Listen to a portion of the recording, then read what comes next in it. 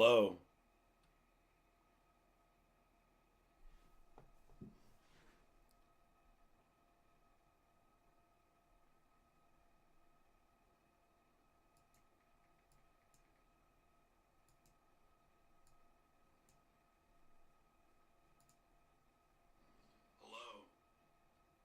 You can hear me. All right, so I got that part set up. All right, chat, I'm going to need you to let me know if you can hear me. Right now, I'm just testing things. And right now, you have the RFK, confirmation hearing. But I want to know if you guys can hear me. I need to know that you can hear me. You can hear me clearly. I'm going to have to watch part of this back to see. But that you can hear me clearly.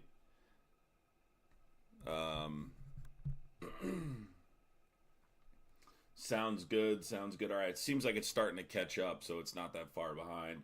So basically right here, I need you guys to do me one favor and tell me if you can hear what's playing in this video. All right? I need you to see if you can. All right, hold on real quick. Let me do something really quick.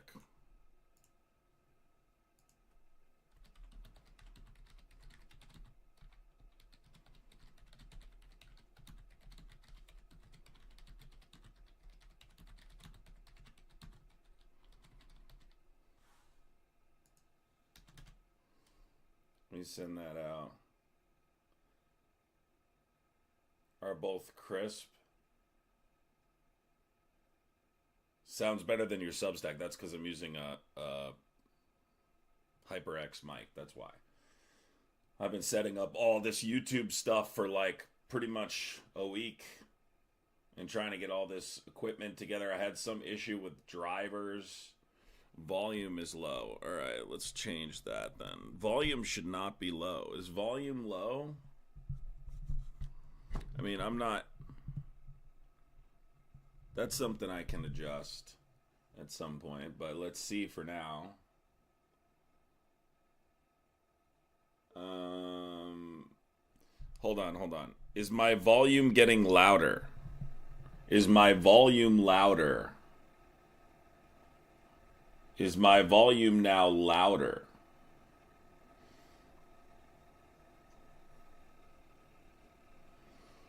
All right, now I need you guys to do me one favor really quick, all right? And this is really important for going forward. I need you to tell me if you can hear this audio. This is RFK's confirmation hearing. I need you to tell me if you can hear this playing. The only reason it's under question in 2025 is because people with a political agenda have been out lying about it. Women deserve to know if Mr. Kennedy will abuse his power as our country's chief health officer to essentially implement a national abortion ban by restricting access to the safe and legal medication. Meanwhile, as the Trump budget office threw the Medicaid program into chaos yesterday, Republicans in Congress are proposing deep cuts to the program that will rip away health. All right, so you can hear that. That's actively happening, obviously. I'm actually watching that. That's why I put that as the test thing, because I'm paying attention to that. All right, perfect. Dude, we're almost in business. Let's go. We're almost in business. We are almost in business. Hell yes. Damn, this has been a struggle, but I had an issue with... drive or something. I don't know. If I'm low volume right now, put it closer to your ear. I don't know what to tell you. The video sounds lower than your voice. It probably would sound lower than my voice because I just turned my microphone volume up. That stuff can be adjusted. That stuff is not a number one priority right this second. But yeah. So... Sounds good. All right. So now all I'm serious. Like, we're going to be starting. Like, we're going to be doing the news every single morning. We're going to be, yay! I'm excited. Let's go. Let's get it started, baby.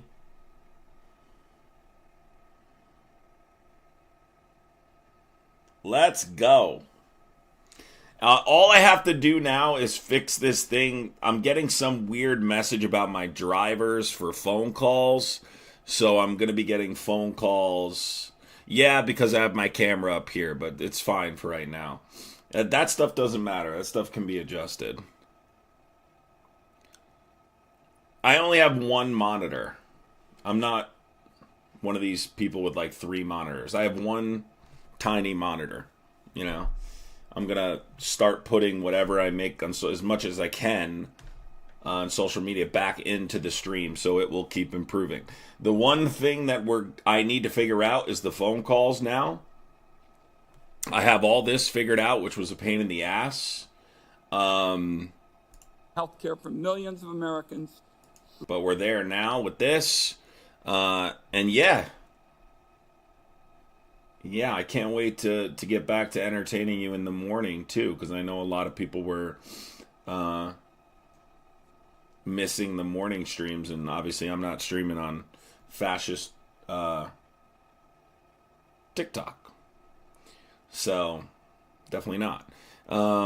Now, I guess there's one other thing that's going to be, which is I have to figure out how to put the I should be able to figure this out. I've done all this pretty much by myself. I need to figure out where to do the put the different chats when I simulcast on different platforms. Miss the hell out of you. I'm not going anywhere. I'm just going to be streaming on YouTube in the morning. I'm taking a break from TikTok. Sent a message. I don't know if first of all, let's be clear. How many of you are on my Substack? I've been live every single day on Substack. I stopped going live on YouTube when they sent the message out thanking Donald Trump. I will not be back to TikTok unless they decide, until Trump gets his disgusting hands off it. You know what I mean? When Trump takes his little hands off the platform, I might go back. Or I might never go back. I don't know yet. I haven't decided. But unless you get your little hands off it, then you won't see me on it. Because I don't make money for fascists. I don't make fascists money. So you take your little Cheeto dusted hands off the platform and I'll be back. There's a couple of different rumors going around right now. Microsoft is one. Perplexity AI is another one, potentially going to purchase the platform. When they or whoever purchases the platform, I will 100% reevaluate. But I'm not going on a platform that sends a message out, "Dear leader, we love you so much. Thank you for saving the platform." No, no, fuck no, shit no, hell no, hell no, hell no. So, and again, people, you know, I'm not the only one that's made this decision.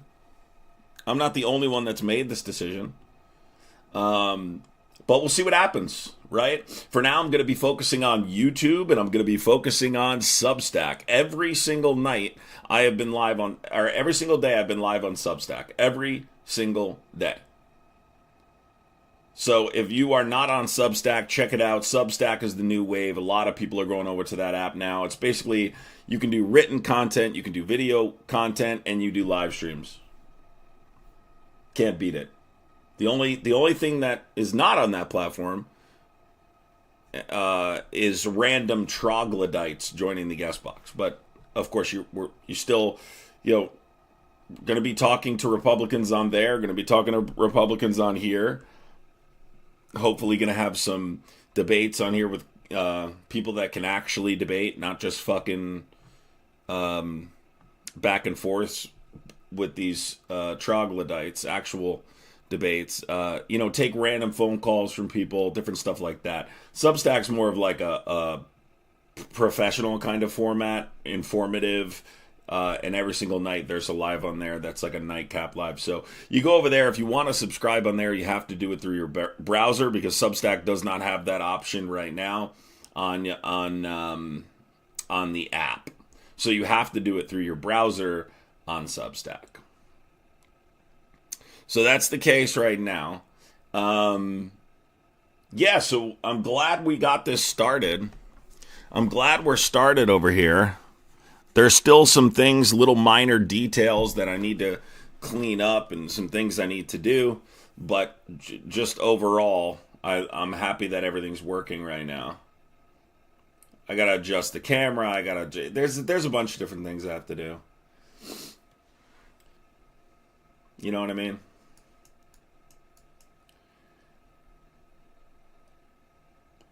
I missed the debates. I don't think that arguing with Republicans is it got kind of stale. Like you're arguing with the same Republicans over and over. Like I don't know, that kind of whole thing is whatever, but that's not the point. The point is you can do that without TikTok, and I'm going to do that on YouTube, and I'm going to do that on Substack, and I'm going to put out some of the best content I've ever put out since I started being a creator on these two platforms. And I'm going to be working on these two platforms exclusively. So if you want to watch me, you're going to have to be on Substack, and you're going to have to be on YouTube, plain and simple. That's what's going to happen. The camera I got was a Sony EV10 or LEV10 or something like that. I don't have it. I don't know it off the top of my head.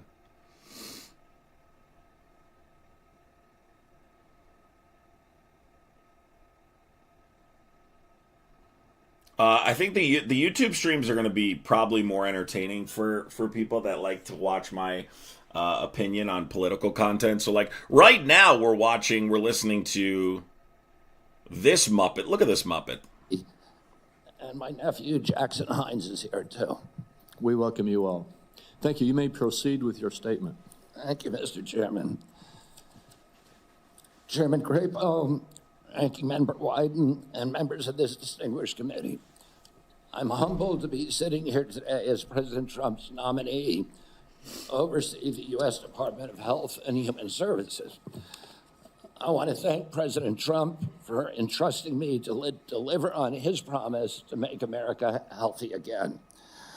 I also want to thank Cheryl and Kik and Bobby and all my other children who are here today, and all the many members of my large extended family for the love that they have so generously shared. Ours has always been a family that has been involved in public service, and I look forward to continuing that tradition. My journey into the issue of health began with my career as an environmental attorney, working with hunters and fishermen and mothers in the small town in the Hudson Valley and along the Hudson River. I learned very early on that human health and environmental injuries are intertwined. The same chemicals that kill fish make people sick also. Today, Americans' overall health is in grievous condition. Over 70% of adults and a third of children. I mean, look, let's be clear. Right? Let's be clear. This is not new. This is not a new political talking point. This has been around forever. A long time. And Democrats were the last people talking about, hey, we need to get healthier. Our kids need to be eating healthier lunches. There was a movement by Michelle Obama under the Obama presidency. And Republicans were like, don't touch my French fries! You liberal! Get your damn hands off my French fry! Now this Muppet comes in. And because he has the last name Kennedy, they're like, oh, hell yeah, we do need to get healthier. As Donald Trump sets the world record for Big Macs in a row without getting the hiccups. Children are overweight or obese. Diabetes is 10 times more prevalent than it was during the 1960s. Cancer among young people is rising by 1 or 2% a year. Autoimmune diseases, neurodevelopmental disorders, Alzheimer's. Hey, to those of you that are just seeing me for the first time, I've been on Substack all week. I missed you too, though. I missed all of you guys that have not seen me on Substack and are not following on Substack, although I would recommend go following on Substack because tonight's live on Substack is going to be epic. But the YouTube lives are starting here. I've missed you all so much, and There's 205 people in here now. That's pretty cool. So I appreciate everybody, but we're going to tear this down in the morning on here. We're going to do a lot of cool shit. I got a lot of stuff planned. I've worked very hard getting this all set up. And we're going to take calls. We're going to watch. We're going to do a lot of the news and things like that. And yeah, it's going to be good. It's going to be very good. Adam, my mornings have been so empty. Hunter, I'm going to be here on YouTube every morning soon. So we're just a couple of days away. We're just a couple of days away. Right now we're watching the Kennedy confirmation, but we're just a couple days away. I need to get a little more of a professional background here. I'm going to have a phone number up that I'm going to put up occasionally so people can call in. Look, we're taking it to the next level. You know what I mean? We're taking it to the next level. I want to bring it to the next level for you, so that way every single morning you can tune in on YouTube and enjoy it the same, a little bit better, a little bit more reacting to the news. Look, I'm not going to just argue with Republicans over the next 4 years about the same stupid shit. You know what I mean? Like that I'm not going to do. That's just, no, that's stupid and boring. But I want to do things like react to what's happening live with you and absorb this, authoritarian takeover, which is what we're witnessing here. It's quite literally an authoritarian takeover. And I want to absorb it with you, and then absorb it in a place too where, I can watch this stuff with you rather than, I could do that on TikTok too, but the studio thing is just weird. Anyway, let's continue this. I'm on Substack tonight at 7 p.m. It should be 7 p.m. But as long as you follow and subscribe, you should be able to see me. If you guys want to subscribe, subscribe, you have to do it through your browser. You can't do it on the app, but you can just follow. Asthma, ADHD, depression, addiction. Just understand, if you're going to Substack, they are brand new in the live streaming game. The cool thing about Substack is they are communicating with creators, and basically they've taken we've suggested pinning comments and stuff in their regular communication, and they're going to do those things, so the live streaming will get better. Addiction and a host of other physical and mental health conditions are all on the rise, some of them exponentially. By the way, if you haven't seen, Jack Schlossberg, who I believe is I know is the grandson of JFK, has been dragging Robert F. Kennedy on social media. I mean, absolutely dragging him. Dragging him all over the field. Because he's a liar. RFK Jr.'s a liar, and he's really, his family is very upset about, what he's done to that name. The United States has worse health than any other developed nation. Yet we spend more on health care, at least double, and in some cases triple, as other countries. Last year, we spent $4.8 trillion, not counting the indirect costs of missed work. That's almost a fifth of GDP. It's tantamount to a 20% tax on the entire economy. No wonder America has trouble competing with countries that pay a third of what we do for health and have better outcomes and a healthier workforce. But I don't want to make this too much about money. It's the human tragedy that moves us to care.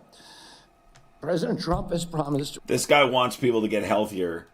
At the same time, simultaneously, he's attacking modern medicine. He attacks advancements, medical science. It's such a contradiction. We need to get healthier, but at the same time, I'm going to attack modern medicine. I'm going to attack any advancements we make in medical science because of conspiracies I read on the fucking internet. And I didn't go to school for medical science. I'm just a weirdo with a last name that has carried me through my life.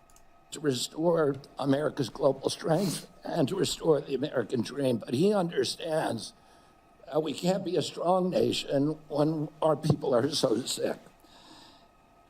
A healthy person has 1,000 dreams. A sick person has only one. Today, over half of our countrymen and women are chronically ill.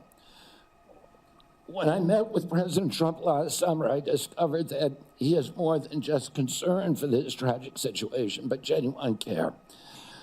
President Trump is committed to restoring the American dream, and 77 million Americans delivered a mandate to him to do just that, due in part to the embrace and elevation. Yeah, that's not why, Muppet. That is not why they did that, Muppet. Guys, by the way, hitting the like button really does help the live do all those things. I would really appreciate hitting the like button and all of that. Hit the like button. You know, that kind of boosts the live. Of the Make America Healthy Again movement. This movement, led largely by Mahatma. Yeah, so what I was saying before, sorry, I got distracted because I was reading something. That's not why they elected him, Muppet. That's not why they elected him whatsoever. You think it's to get healthier? And they thought Donald Trump would be the person to do that? Brittany, thank you so much, Brittany. Miss spending my mornings with you. Brittany, I will be here. I will be here. I'm not going anywhere. I'm just on Substack and YouTube because I don't participate in fascist Trump talk. From every state, you can see many of them behind us today, and in the hallways and in the lobbies. Thank you, Brittany. Is one of the most transcendent and powerful movements I've ever seen. I promise President Trump that if confirmed, I will do everything in my power to put the health of Americans back on track. And I've been greatly heartened to discover a deep level of care among members of this committee, too, both Democrats and Republicans. I came away from our conversations confident that we can put aside our divisions for the sake of a healthier America. This is such bullshit. For a long time, the nation has been locked in a divisive healthcare debate about who pays. Well, when healthcare costs reach 20%, there are no good options, only bad ones. Can we fast forward? I'm interested in hearing some questions. I couldn't give a flying F. I'm trying not to say the other word. Just not because of YouTube guidelines or anything, just because I don't want to say the F word as much anymore. A flying frick. What this Muppet has to say. So let's listen to him answer some questions. Mr. Kennedy, you have emphasized the importance of nutrition in preventing and managing chronic disease, improving health outcomes, and reducing health costs. I share your interest in the relationship between our diet and our well-being. And if confirmed, I look forward to partnering with you on those efforts. Would you share with the committee why you are passionate about the nutrition-oriented disease prevention and what you have learned? Yes, Mr. Chairman. I had 11 brothers and sisters. I had dozens of first cousins. I was raised in a time where we did not have a chronic disease epidemic. When my uncle was president, 2% of... This is the same clown that literally said, don't you think it's weird that we have so many more cases of autism today than we did 50, 80 years ago? Well, let's think about that for a second, Muppet. Why the hell do you think that might be? Do you think that might have anything to do with science, medical science? We've become more aware of what this is.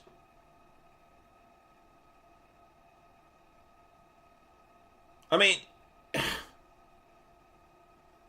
we have literal children running the government. And yes, of course he'll be confirmed. This guy, Brittany says, this guy scares me just as much as Hegseth.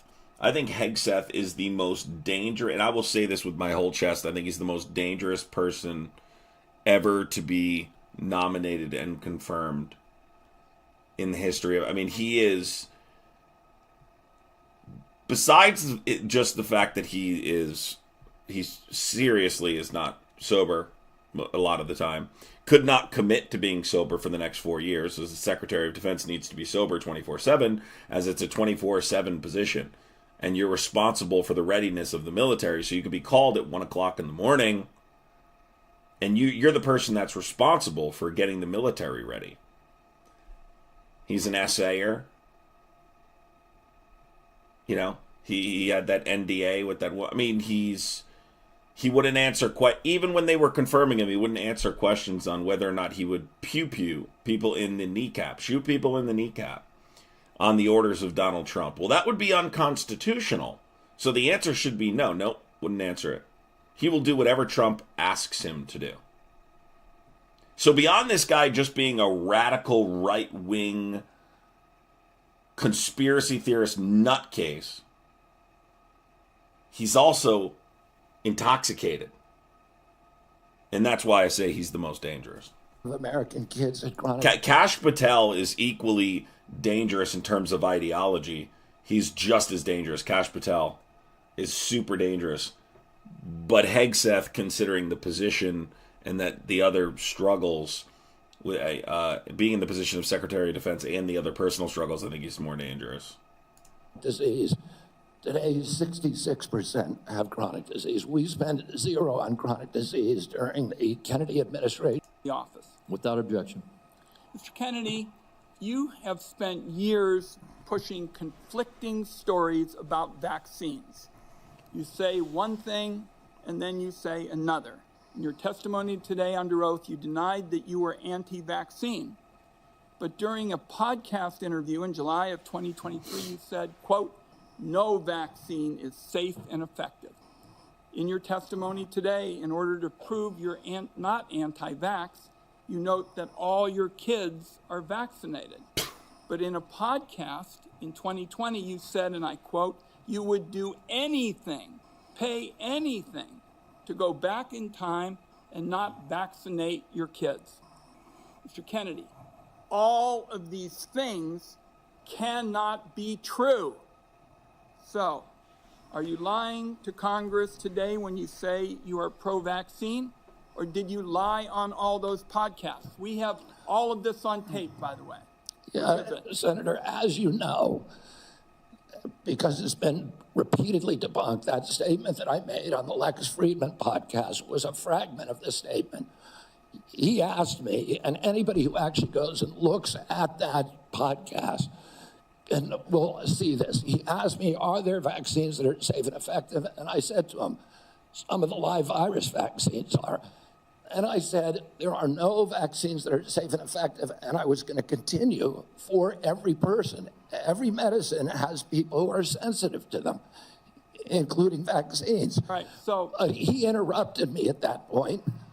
I've corrected it many times, including on national TV. You know about this, Senator Wyden, so bringing this up right now is dishonest. let's be clear about what you've actually done then, since you want to deny your statements. For Oh, example, shit. You have a history of trying to take vaccines away from people. In May of 2021, you petitioned the Food and Drug Administration to not only block Americans from having access to the COVID vaccine, getting spicy. but to prevent any future access to the life-saving vaccine. Are you denying that? Your name is on the petition. We brought that petition after CDC recommended the COVID vaccine without any scientific basis for 6-year-old children. Most experts agree today, even the people who did it back then, that COVID vaccines are inappropriate for 6-year-old children who basically have a 0 risk from COVID. That's why I brought that lawsuit. I don't want to, I want to emphasize Mr. Kennedy, the facts, I don't. the facts. Oh, shit. Protests. And to the audience. Hold on for a second, Mr. Kennedy. To the audience. Comments from the audience are inappropriate and out of order. And if there are any further disruptions, the committee will recess until the police can restore order. Oh, fuck. Please follow the rules of the committee. Mr. Kennedy, you may proceed. I also want to point out that your recitation of what happened in Samoa is absolutely wrong, and you know it's wrong, and you know it's wrong. We'll get to that in a moment. Right now, we're talking about the petition that you filed to block Americans from having access to the vaccine and to prevent any future access to the vaccine. Those facts are on the record. My third question to you is, you made almost $5 million from book deals, mostly promoting junk science. In 2021, in a book called The Measles Book, you wrote that parents had been, quote, misled into believing that measles is a deadly disease and that measles vaccines are necessary, safe, and effective. The reality is... Can I just say how happy I am that this is being brought up?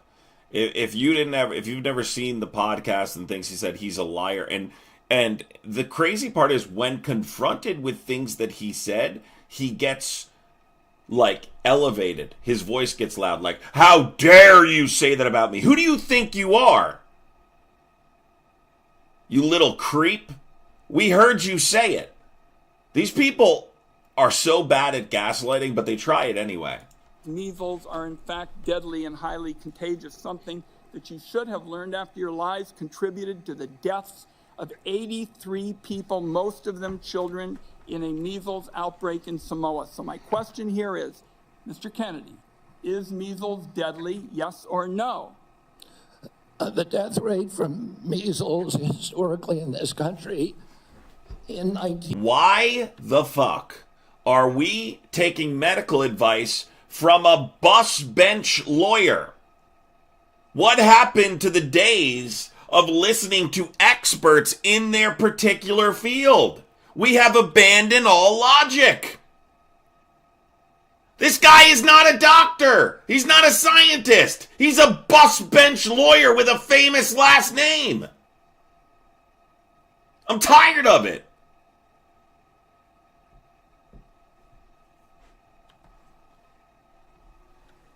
The President of the United States shoves Big Macs in his mouth all day long. Don't feed me shit about vaccines.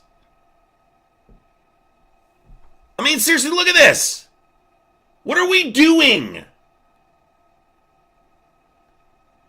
1963, the year before the introduction of the vaccine, was 1 in 10,000. Let me explain what happened in Samoa. In Samoa, in 2017 or 2015, there were 2 kids who died following the MMR vaccine. And the vaccination rates in Samoa dropped precipitously from about 63% to the mid-30s, so they've never been very high. And in 2018, 2 more kids died following the MMR vaccine, and the government of Samoa banned the MMR vaccine. I arrived a year later when vaccination rates were already below any previous level. I went there, nothing to do with vaccines. I went there to introduce a medical informatics system that would digitalize records in Samoa and make health delivery much more efficient. I never gave any public statement about vaccines. You cannot find. See, he's starting to do it right now. He puts the finger up. Like, this is, listen, my guy, who the fuck do you think you are? You cannot find, yes, I can. You also deny the comments you made about Anne Frank and say that's not what you meant. I've watched that clip 50, 60 times. A single Samoan who will say, I didn't get a vaccine because of Bobby Kennedy. Shut up. I went in June of 2019. The measles outbreak started in August. Oh, clearly I had nothing to do with the measles. Not only that, Mr. Kennedy, Senator, if you let me finish, Senator. You have had some time. If you let me finish, Senator. No, because you're gaslighting. There are 83 people died. When the tissue samples were sent to New Zealand, most of those people did not have measles. We don't know what was killing them. The same outbreak occurred in Tonga and Fiji, and no extra people died. There were 7 measles outbreaks in the 13 years prior to my arrival. I just would like to get my time back. The nominee wrote a book saying that people had been misled into believing that measles is a deadly disease. He's trying now to play down his role in Samoa. That's not what the parents say. That's not what Governor Green says. It's time to make sure that we blow the whistle on actually what your views are, at least. Boom. Let's need go. to Senator, I support the measles vaccine. I support the polio vaccine. I will do nothing as HHS Secretary that makes it difficult or discourages people from taking either of those Anybody vaccines. who believes that ought to look at the measles book you wrote saying parents have been misled into believing that measles is a deadly disease. That's Oh, he's doing a good job here. And this needs to be done. You know, they need to expose this. This is absolutely absurd. not true. We need to move on. It's not even like this guy has like some kind of medical background where you could say, well, I mean, he did study medicine, so, you know, or he is a scientist, so he has a right to, you know, look at the evidence and make his own determination on what's happening. He's not even qualified to be talking about these things. If his last name wasn't Kennedy, do you think he'd be sitting in that chair right now? That's all you need to ask yourself. If this guy's last name was not Kennedy, is he sitting in that chair right now? No, he's not. Senator Grassley. Welcome. We just hit 300 viewers. Thank you for watching the live stream, everybody. All 300 of you. I appreciate you. We're going to be doing, we're just a few days away from doing YouTube live streams every single morning. This is kind of a rough stream watching the Kennedy confirmation, but we have a lot coming. We have a lot of cool stuff coming on YouTube. Phone calls. We're going to be watching the news together. I'm going to be, of course, dragging politicians. All the good things blended into one. If you have not gone over to Substack, though, I've been live on Substack every single day. Same name, Adam Cray, one word, on Substack is where I am and where I'll be when I'm not on YouTube. I'm going to do like I did in my office. I'm just going to make some points to you. I got about 7 I want to quickly get done. And then at the end, I'm going to ask if you disagree with anything I say and then address those things you disagree with. I'll make sure I save time for you to do that. A key responsibility of each member of Congress is oversight. Oversight allows us to hold bureaucrats accountable to the rule of law, and it helps keep faith with taxpayers. I expect HHS to provide timely and complete responses to congressional oversight. Number 2, PBMs, something you and I discussed in our office. I've been working to hold pharmacy benefit managers accountable in order to lower prescription drug prices. I expect you to work with us to hold. Yeah, so hitting the heart button is different than actually going out and liking the live. It's a little bit different. If you could actually hit the like button on the live, I would appreciate it. It's very important for getting the live out there. Hold PBMs accountable, and that may even asking your support for legislation that's before the Congress. Drug pricing. Senator Durbin and I have for a while been trying to get a bill passed that requires price disclosures on TV ads for prescription drugs. Knowing what something costs before buying it is just common sense. President Trump tried to do this by regulation in his first term. Vice President Vance co-sponsored our bill. When it comes to distributing physician residency slots. Sorry, I'm skipping around to the tougher questions. I want to see some fireworks. I can't watch this guy explain medicine. I just can't do it. I expect you to prioritize rural Americans' health care needs. Information regarding conflicts of interest on the diet. HHS's office will expect HHS to not. I appreciate Senator Grassley raising the issue of the Office of Refugee Resettlement within the auspices of Health and Human Services. I think this may surprise people, but that's actually the responsibility of HHS, the Office of Resettlement Relocation. Under the previous administration, as Senator Grassley alluded, there were roughly 500,000 children, unaccompanied minors, that were placed with sponsors in the interior of the United States.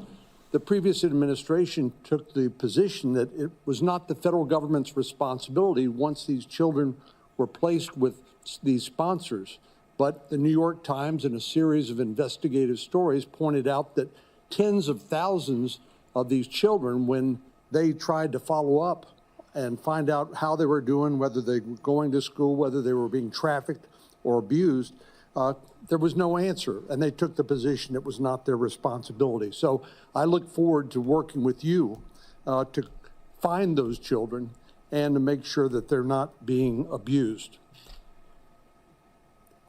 Millions of Americans are experiencing mild to moderate mental health and substance abuse issues, yet many struggle with timely and effective access. Yeah, this is the guy we should totally be fucking putting in charge of that.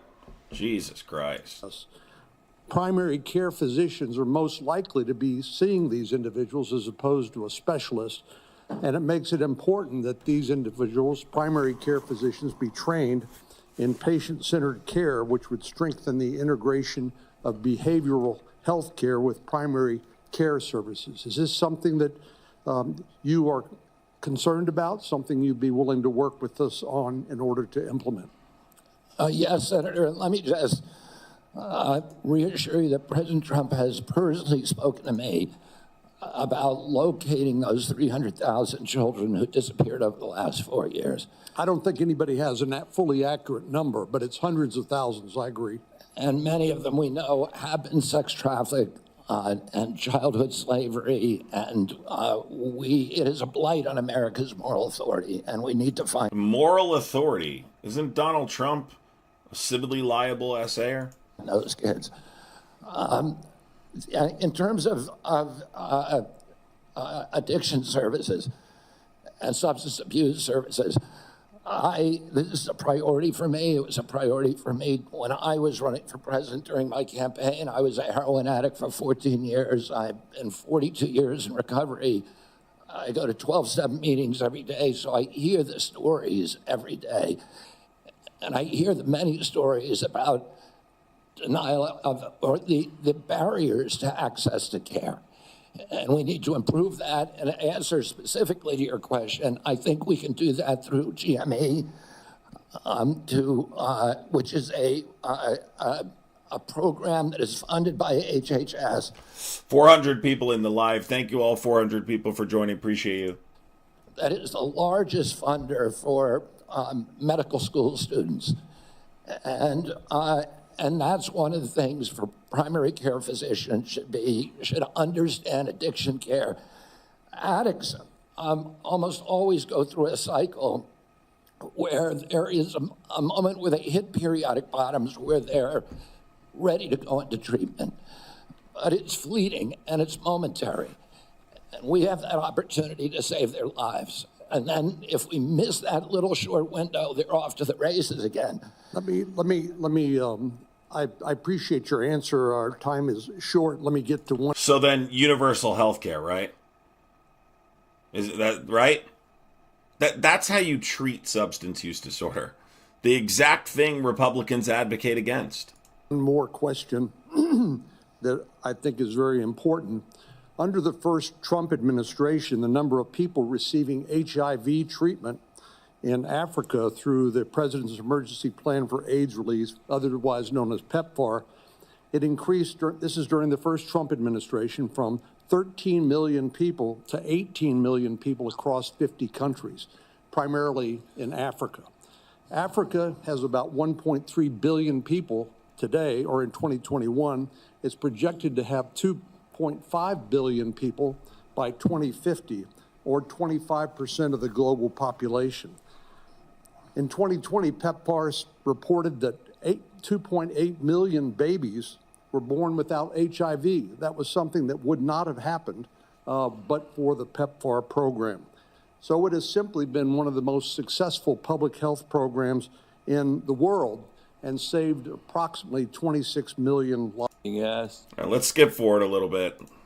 to fulfill a really important responsibility, which is to decide whether to confirm Mr. Kennedy to one of the most important healthcare jobs in America. And the reason I think it's so important is for many of the reasons you said in your opening statement, which is that we live in the richest country in the world, and we have some of the worst health outcomes of any industrialized country in the world.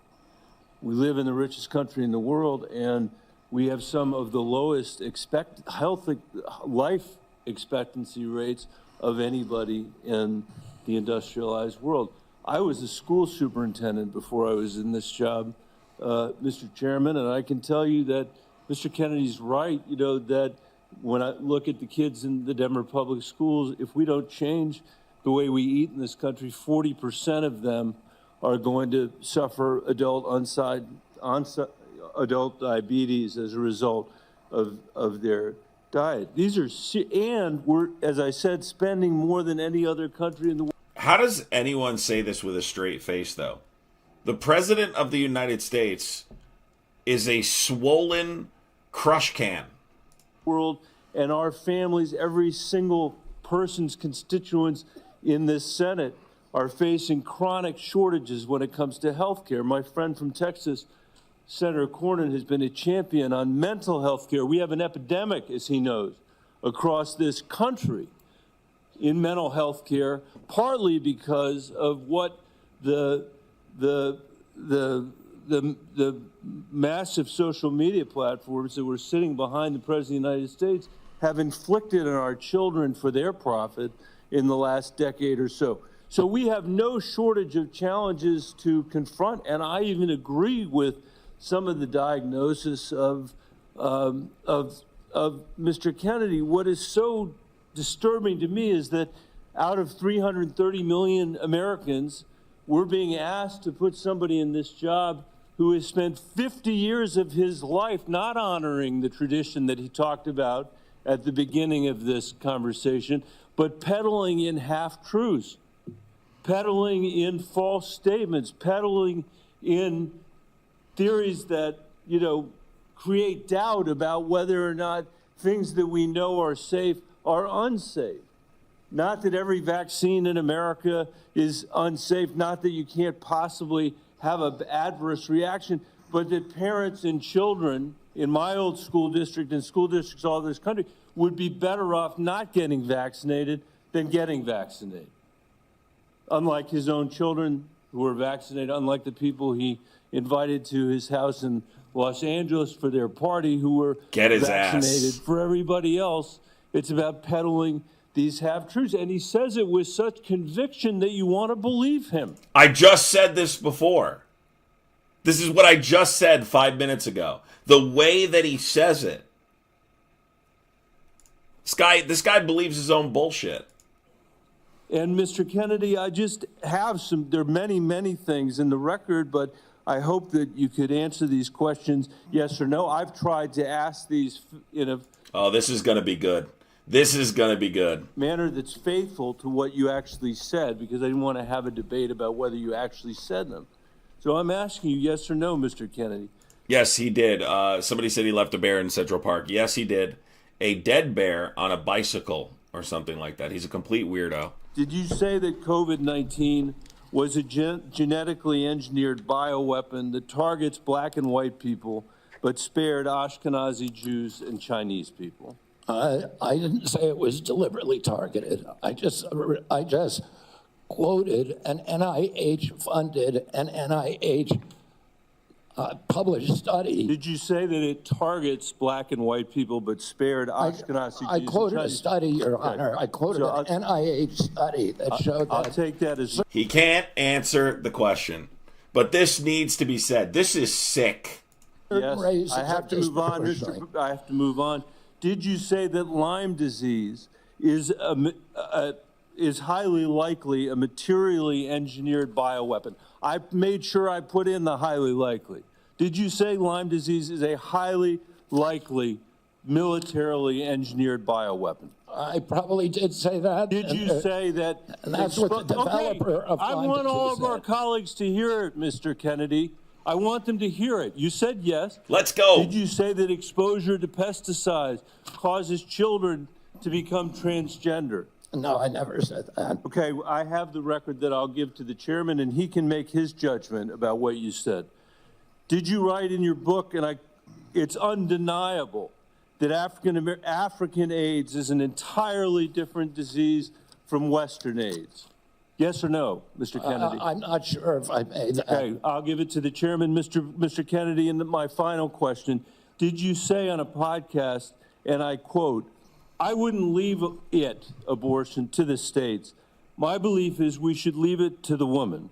We shouldn't have the government involved, even if it's full term." Did you say that, Mr. Kennedy? Senator, I believe that every abortion is a tragedy. Did you say it, Mr. Kennedy? This believe- matters. It doesn't matter what you come here and say that isn't true, that's not reflective of what you really believe, that you haven't said over decade after decade after decade, because unlike other jobs we're confirming around this place, this is a job where it is life and death for the kids that I used to work for in the Denver public schools and for families all over this country that are suffering from living in the richest country of the world that can't deliver basic health care and basic mental health care to them. It's too important for the games that you're playing, Mr. Kennedy. And I hope my colleagues will say to the president, I have no influence over him. I hope my colleagues will say to the president, out of 330 million Americans, we can do better than this. Thank you. We need to move on. Senator. Based. That was, dude, he got dragged there. That was good. Let's go. I'd love to see him. Did you see his face? I'm not sure if he was flustered. He was flustered. Senator Cassidy. Mr. Kennedy, President Trump has sworn to protect Medicare. Republicans are exploring reforms to Medicaid that could help pay for Trump administration priorities. With this context, what will you do about dual eligibles? About? Dual eligibles. Well, dual eligibles are not right now served very well under the system. Those are people who are eligible for both Medicaid and Medicare. Let's go forward a little bit. I'm only interested in watching him get dragged. I'm not interested in other shit. Thank you. And how would we, is paid for by us. So, and particularly Medicaid do kind of general principles and apply it to the Medicaid program? You know, I listen. I think that we need to do is we need. And there are all kinds of exciting things that we. From health crises on a daily and weekly basis, and some imaginary new plan. And if there was a new plan that was to be the basis of what Trump was going to do when repealing Obamacare, I would have thought by now we'd have seen it. I got to tell you, listen, Senator, can I reply to that? Senator, Mr. Kennedy, I got questions. I appreciate our visit. I know you take your views seriously, and I don't reflexively vote. I voted for 4 of President Trump's nominees already. Got a lot of grief from folks on this panel. But I got to tell you, I saw an email that you put out Monday night, or your campaign did, in a fundraising email. Your presidential campaign celebrated that the freeze on all new regulations, guidance, and announcements is a way to protect unelected bureaucrats from further undermining our health freedom. Then you ask your donors to help pay for your campaign debt. Did your campaign and you put out that? I don't think my campaign exists anymore. All right, well, listen, I got to tell you this. Somebody's out there soliciting money for it. Maybe you ought to find out who is. So the fact that you celebrate this freeze, do you think that was a good idea to put all of this on hold for 90 days, funding and any kind of further work, NIH research? As Chairman Crapo pointed out. I'm not asking for, I love Mike Crapo. I'm asking you. You're up for a very, very important position. As he pointed out, Senator, the portals that were closed were not closed as a result of the Trump. Let me just tell you, I'd like you to explain, excuse me, sir, I'd like you to explain to a domestic violence center in Richmond that's saying because this freeze, they may have to close down, where those battered women to go. Or a rural nonprofit I've got in the Shenandoah Valley who's saying that freeze is going to potentially shut down their ability to operate. So I guess if you deny or don't know what your campaign's sending on, you don't know if you raised a lot of money Monday night. I'm saying that the Trump administration you don't know if you raised a lot of money. The Trump administration has made clear that it does not want to freeze benefits Right, for any Americans under Medicaid or Medicare, and I do not want to dismantle Medicaid. The freeze is affecting beyond Medicare and Social Security. I would hope you would have known that to be able to answer some of this. Now, you've said publicly you want to immediately get rid of 600 NIH workers on job one, on day one. When we had our meeting, you said you'd actually like to get rid of 2,200 people from HHS. Which offices are you going to start cutting and riffing these 2,200 workers from? Senator, there's 200 political appointees that are changed during every administration. So if you got rid of those 200 political appointees, you're not going to replace them with your political appointees? Well, President Biden this year changed 3,000 employees at What about Biden? HHS. 3,750 So at NIH. you're 2,200. What departments are you going to pick them from? Well, the same as President Biden did when he changed 3,000 out. Let me just, I'm down to a minute 30. The chairman's been generous with colleagues on both sides. I may have to go a couple minutes over. But let me just say, so let's just answer. This would be, I hope, since you're. Chat, tell me where you're coming in from. If you're a blue dot, where are you? Are you in a Democrat state or a Republican state? Specific as you want to be. I'm interested to know, especially blue dots. Do I have any blue dots? You're asking to become the top healthcare official in the United States in terms of HHS. Huge ramifications. And part of this job is to be the senior advisor to the president on health issues. So when we're looking at this purge and we're looking at laying off workers, when we're looking at potentially the president's illegal offer to try to buy out federal employees, which I would say to any federal employees, think twice. Has this individual in his business world ever fulfilled his contracts or obligations to any workers in the past? But if you are in this position, will you pledge that you will not fire federal employees who work on food safety, work on trying to preventing things like salmonella? Senator, there are 91,000 employees. So that I take that as that's a simple yes. And I'm going to take that as a no. Run that agency I take that as a no. Will you actually? We talked about protecting Americans from cyber criminals, something we need to do a lot more on. Will you commit not to fire anyone in the health arena who currently works on protecting Americans from cyber attacks in their healthcare files? I will commit to not firing anybody who's doing their job. Based on your opinion, based upon your opinion, or your political agenda, or Mr. Trump's political agenda? What a great follow-up question. What a great follow-up question by Warner. Based upon my opinion. I guess that means a lot of the folks who've had any type of views on vaccines will be out of work. Will you freeze grant funding for community health centers?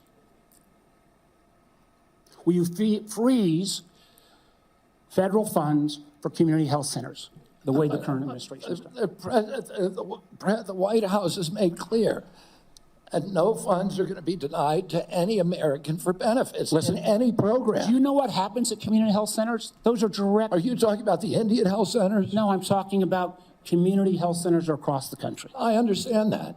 I mean, I strongly. So you're going to excuse Indian health centers, which is good, but others are not. They're going to get their funds frozen.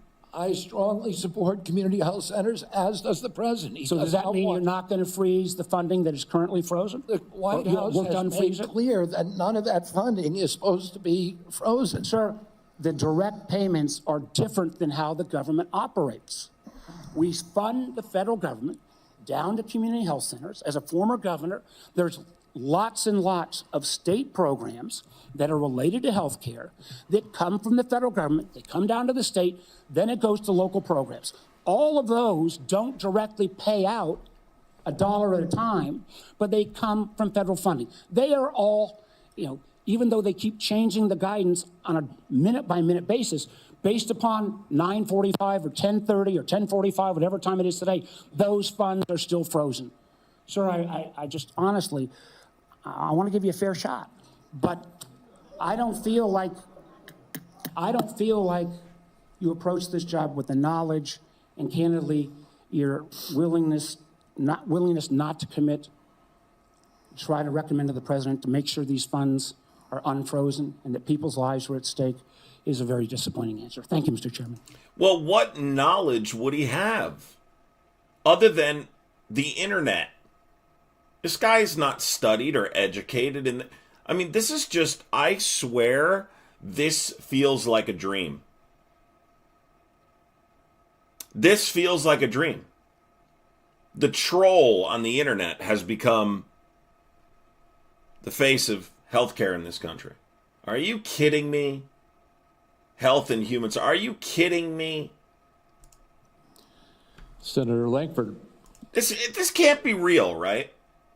Something happened. Was it 2012? Was it during COVID?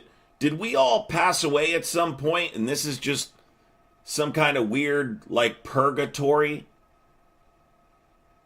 before we go to heaven or something? What is this? This cannot be his knowledge. Knowledge of what? Conspiracy theories? He's no different than a random fucking guy on 4chan or some other conspiracy fucking weirdo site. He's a Twitter troll with the last name Kennedy. Chairman, thank you. Mr. Kennedy's good. I just want to get up in his face and go, "You're weird." Do you know that? Has anyone ever told you you're weird? See you again. And I feel like he wears way too much fucking cologne, too. I've never met him, but he just looks like a guy who wears way too much fucking cologne. Great visits in my office. We've done some follow-up calls to be able to go through. You and I have talked about 100 different issues and backgrounds and things. You've been able to address a lot of them today and just different questions to be able to clear up social media rumors and the things that are out there on it. So I do appreciate that. We've talked about pharmacy benefit managers. We've talked about the nursing home rule the Biden administration put down. We talked about your views on agriculture and commercial and row crop agriculture. We've talked about food issues, and you made it very, very clear. You're not going to tell Americans what to eat, but you do want Americans to know what they're eating. And I think that's a pretty fair perspective on that. I do want to talk to you about some areas that you and I have talked about as well. We have some disagreements, you and I, on the issue of life. And when life begins on that, you've been very outspoken on that. And we've had some good opportunities to be able to talk about that. Title 10 is specifically in the HHS area. This has been an area that has been interpreted for a long time, and President Trump in the first administration interpreted that rule to say that his administration will prohibit the performance, referral for, or promotion of abortion as a part of the Title 10 program. That he made that very clear in the first administration. Obviously, that's his decision to make again on that. On how they didn't directly ask the question, what are your qualifications, did you go to medical school? But they've insinuated multiple times now that he doesn't have the knowledge and the experience to be commenting on and saying the things he's saying. But it doesn't, I mean, look, that's why he's saying the things he's saying. Had he had the education, he probably, he wouldn't be saying these things. Don't you remember during COVID how desperate Republicans were to try and find someone with the word doctor in front of their name to support their conspiracy theories? It wasn't easy to do. Every once in a while, you'd find somebody that was kicked out of the medical field that would, go on record and substantiate their ridiculous conspiracies. But it was no easy task. He wants to handle that, and he's made a lot of public statements on that.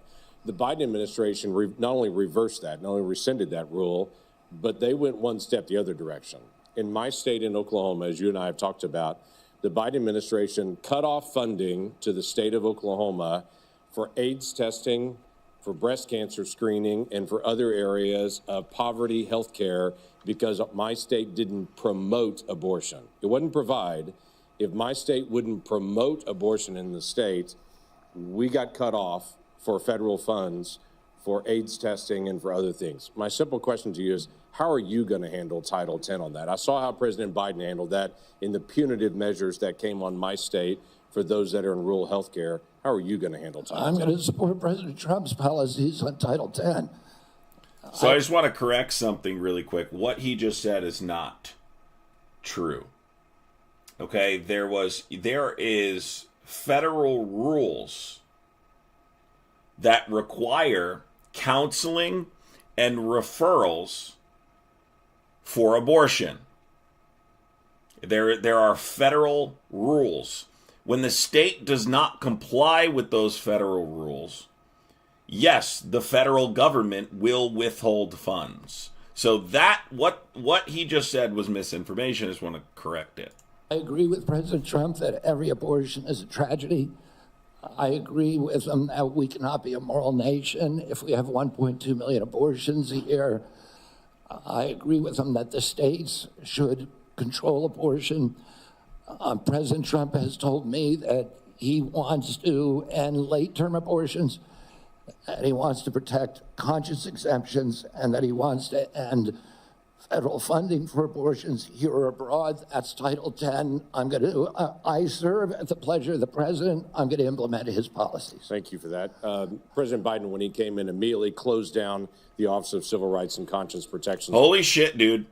I don't know if my brain is just like hurting from watching this. I swear to God, I thought Lankford was holding hands with this guy. Like, I thought that was his arm. Like, do you see how, like, his arm is down and his arm's up like that? I swear to God, I thought they were holding hands. I thought he was like that and his hand was through his hand. I literally fucking thought they were holding hands. Within HHS. There's a statement that's come out recently that he's going to reopen that office again to be able to protect the civil rights of Americans. One of the things that Javier Becerra did immediately when he came into HHS was conscience protections for medical professionals that were being... Can you imagine Lankford's hand like this and the other guy's got his hand the other way through his fingers, like, and he's talking to RFK? compelled against their conscience to perform medical procedures that violated their conscience. Javier Becerra stepped in immediately into HHS and withdrew that and said, no, the federal government will tell you what you believe about these issues. You don't have conscience protections anymore, and refuse to protect those folks. Will you step in and say that healthcare individuals have the right of conscience again, as the federal law allows? Yeah, I mean, the first thing that occurs to me when you ask that question is what patient would want somebody doing a surgery on them that, you know, believes that the surgery is against their conscience being forced to perform that. I don't know anybody who would want to have a doctor performing a surgery that the doctor is morally opposed to. Kind of like we don't want our fucking leaders having these opinions and running the country. Listen, I came from a family that was split on life and choice. I have cousins today who believe that abortion at any stage is equivalent to homicide. Now, Oh my God. there are other people who believe the opposite. Give me a break. But the good thing in my family that I really loved is that we were able to have those conversations and respect each other. And I wish that we could do that nationally. And if forcing somebody to participate in a medical procedure as a provider that they believe is murder does not make any sense to me. We need to welcome diversity in this country. We need to respect diversity. There's no way he just said that. We need to respect diversity. Oh my God. Guy, there's no way. No. You must not hear the words coming out of your mouth. And we need to respect each other when we have different opinions and not force our opinions on other people. Yeah, thank you. Yeah, everybody. You know, we have to respect the opinion of these absolute nut jobs. Respect their opinion, even though they're not based in reality. What he's saying is, women, you need to respect that there are men that want to control your bodies. Women, uterus owners, There are men who want to control, and women who want to control your bodies. You must respect that men want to control your bodies, because it's just their opinion. Give me a friggin' break. Thank you for that. The FDA, under the Biden administration, changed the rules for the chemical abortion drug and said you no longer need to see a physician. So if you have an ectopic pregnancy or all kinds of, don't even go anymore to see a physician. But they also changed an area that has been, something that's been very particular, you've talked about a lot, and that's transparency. They changed the position and said, don't tell us if there's a side effect on this drug unless she dies. But other than that, don't tell us anymore. Literally, don't give transparent information to the American people or to the women who take this drug anymore. We don't want that reported. My question to you is... Yeah, fuck it. If I slept over at your house, I'd be checking for a two-way mirror. All right? If I slept over at your house, I'm checking for a two-way mirror. Will FDA move to be able to actually give transparency to the American people and to say, this drug is no different than any other drug. We're not going to protect it just because it's political for some folks. People should know side effects on this drug, and there should be reporting. Yeah, I mean, it's against everything we believe in this country that patients or doctors should not be reporting adverse events. We need to know what adverse events are. We need to understand the safety of every drug, mifepristone and every other drug. And President Trump has made it clear to me that one of the things, he is not taking a position yet on mifepristone, a detailed position, but he's made it clear to me that he wants me to look at safety issues. And I'll ask NIH and FDA to do that. Thank you. Oh, my God. Senator Whitehouse. Thank you, Chairman. Mr. Kennedy, I only have 5 minutes with you, and I've got a lot of experience with CMS, so you're just going to have to listen. 2 things. One, if you want to move from advocacy to public responsibility, Americans are going to need to hear a clear and trustworthy recantation of what you have said on vaccinations, including a promise from you never to say vaccines aren't medically safe when they in fact are, and making indisputably clear that you support mandatory vaccinations against diseases where that will keep people safe. You're in that hole pretty deep. We've just had a measles case in Rhode You're in that hole pretty deep. Island, the first since 2013. And frankly, you frighten people. 2, I want to air harms that Rhode Island has experienced from a remorseless, senseless CMS bureaucracy. CMS has for years maintained a reimbursement system that the bureaucracy could never explain, never justify, that persistently pays Rhode Island providers less than neighboring Massachusetts and Connecticut providers. A differential of 23 and 26% in our regional healthcare market. The Pending Ahead program can begin to remedy this, at least for value-based care, and it must. There has to be payment parity in the region. Rhode Island's healthcare system is bleeding out. Somebody says, why is someone with no medical background the head of Health and Human Services Department? Katie, I have no idea. I mean, we are in the upside down. The bar is in fucking hell's hell. Literally. Because we aren't paid what neighboring hospitals and doctors are paid. Let me be clear. Not always do people have specifically a medical background. I think more often than not, they have more of a legal background. But they certainly are not conspiracy theorists. they're certainly not people who perpetuate misinformation about medicine. So I think I'm much more focused on less about him having a law background, as that's not unprecedented, but his conspiracy-based approach to medicine, I think, is far more concerning. And the one act CMS took on this years ago was to make it worse. The CMS bureaucracy has also attacked one of the best accountable care organizations in the country, Rhode Island's Integra Family Doctors. Tried to throw them off the shared savings program because they said Integra years ago briefly fell 137 patients short of the 5,000 patients that ACOs need. CMS wouldn't listen until a court found that to be unjustified, likely illegal, irreparable harm to this high-performing ACO and its patients, and contrary to the public interest. That must stop.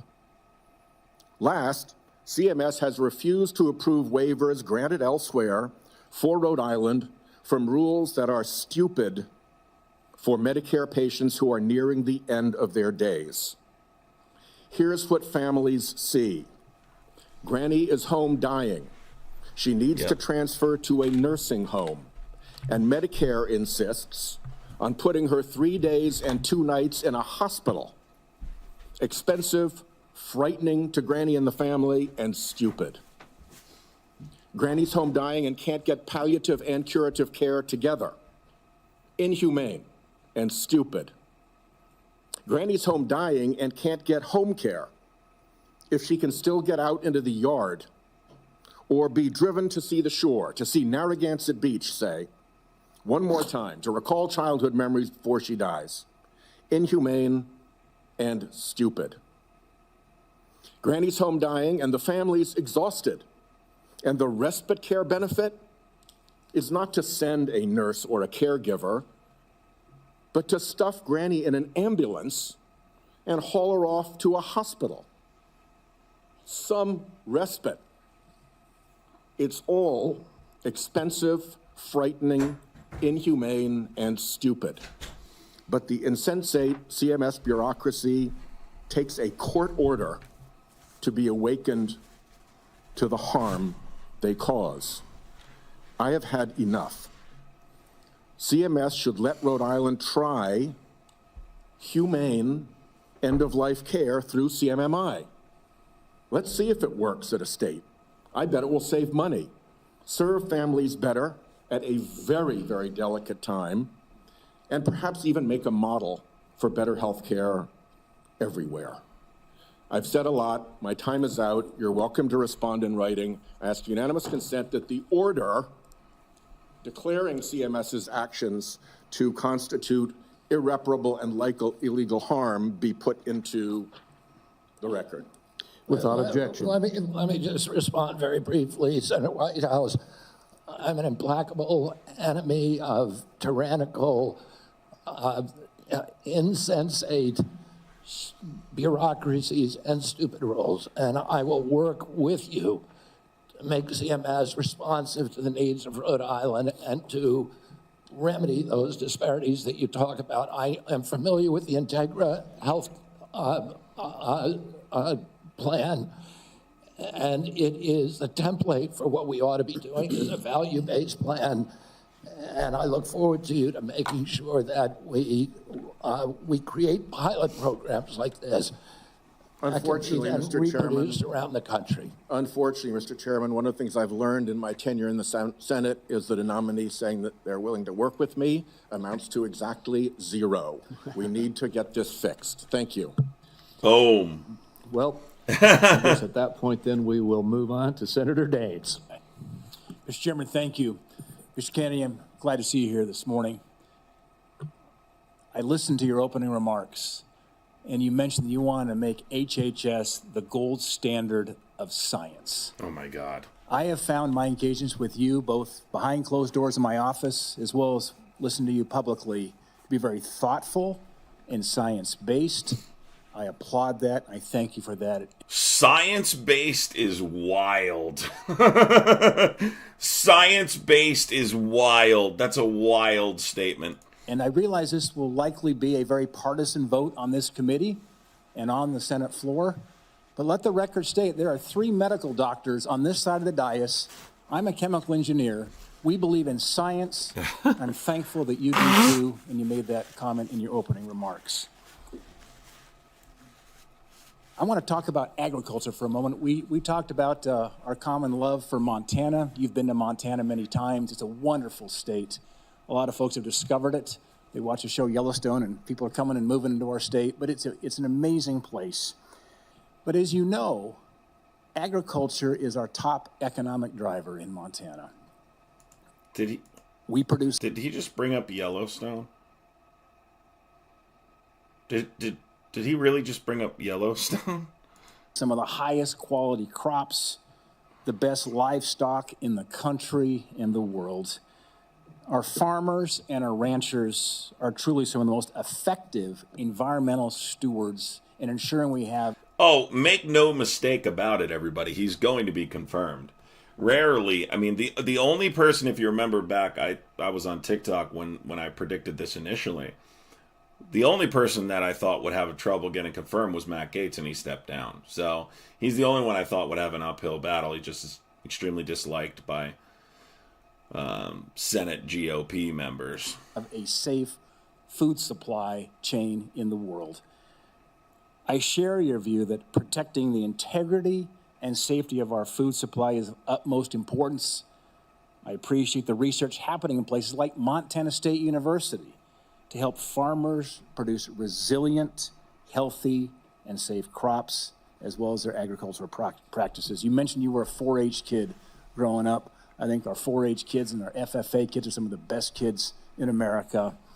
My question for you, Mr. Kennedy, is if confirmed, as I'm listening to my farmers and ranchers talk about the future, will you commit to working collaboratively with partners at USDA, at the relevant federal agencies, as well as our Montana farmers and ranchers, before implementing any policy that might affect or impact food supply? Absolutely will make that commitment. I have, as I shared with you, a personal commitment and a long career working with farmers. I want to make sure I understand the very, very narrow margins, the slim margins that American farmers and ranchers are dealing with. And I don't want... You guys want to know how it would go if I was up there? My first question. Mr. Kennedy, why did you sexually assault your babysitter? Your children's babysitter? You know, the thing you apologized for in a letter to her during your campaign? You admitted that you had apologized on the record. Can you please explain that? Mr. Kennedy, why did you compare vaccine mandates to the Holocaust? Do you consider them to be an equivalent? Can you please explain how you drew that correlation? Mr. Kennedy, you've made a bunch of false statements about the United States government's involvement in your father's death. I want to know if you still believe that today. These are the questions that I'd be asking. Mr. Kennedy, I'm not going to ask you questions in regards to medicine because you are not educated enough to have that conversation. This hearing is a sham. This administration, these cabinet picks are a sham. And may God have mercy on the soul of this country. Under my watch, as a single farmer to have to leave his farm for economic reasons or for regulatory or bureaucratic reasons while I serve, if I'm privileged to serve, to be confirmed as HHS Secretary. Even more important, President Trump has a very, very strong commitment to farmers. President Trump is probably historically in modern history the best farm president in our history. I'm going to go forward a little bit because this dude's an ass kisser and I really don't care to hear them fucking compliment each other, so. Farm, particularly during ski season or hunting season. Regulations, Senator Langford, percent. Whatever he does, I will implement those policies, and I will work with this committee. Oh, this will be good. Hold on. Let's see. A couple of concerns I have, and just briefly, on Medicaid, states share in the funding of Medicaid. Millions of disabled children in this country are alive because of Medicaid. Millions of people with addiction in this country are in recovery because of the services provided to them by Medicaid. And millions of chronically ill people who, until Medicaid expansion was enacted, who couldn't get health care and therefore couldn't work because they were too sick, got health care through Medicaid expansion, then went back to work, and now they're on private insurance. So those are some facts about Medicaid that you might want to brush up on. Now, I'm also extremely concerned about your endorsement of radical fringe conspiracies that, if implemented at HHS, would put American families' lives at risk. Vaccines are one of our greatest public health triumphs. And you don't need, I'm not talking about abstract medical science. One of the people who helped raise me was my grandfather, who was a pediatrician. He practiced medicine in this country from 1921 until the mid-1980s. And I heard details about the difference those vaccines made in saving lives in the children who were under his care. Vaccination has helped to eradicate many deadly diseases in the United States, including polio and smallpox, something we should be proud of as Americans. I am extremely concerned that as Secretary, you would be able to halt critical vaccine research and to exploit parents' natural worries by advising them not to vaccinate their children. This will lead to more children getting sick, and some will even die. Before the measles vaccine, about 500 American children died a year from measles.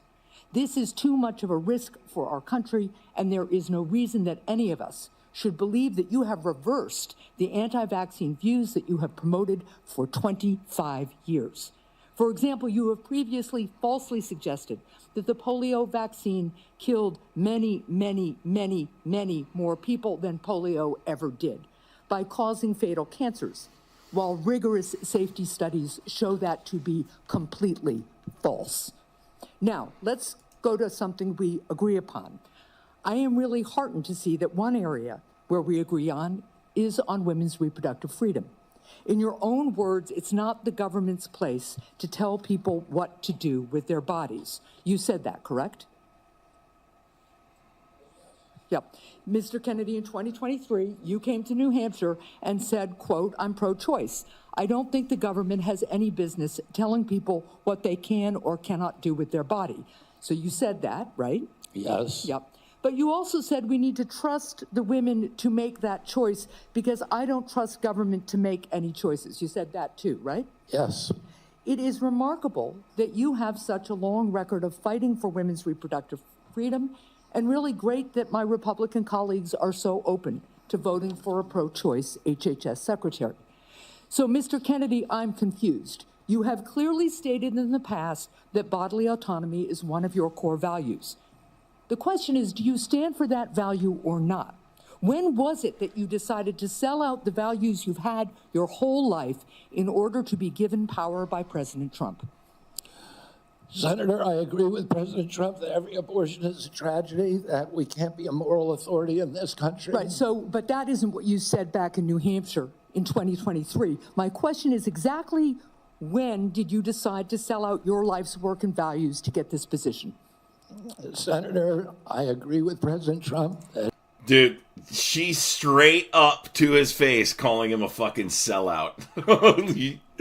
Yeah, that's what I'm talking about. Let's go. every abortion is a tragedy. So what you're telling us, just to be clear, because my time is limited, is that... And by the way, people, the bottom of that says The Charlie Kirk Show, December 16th, 2023.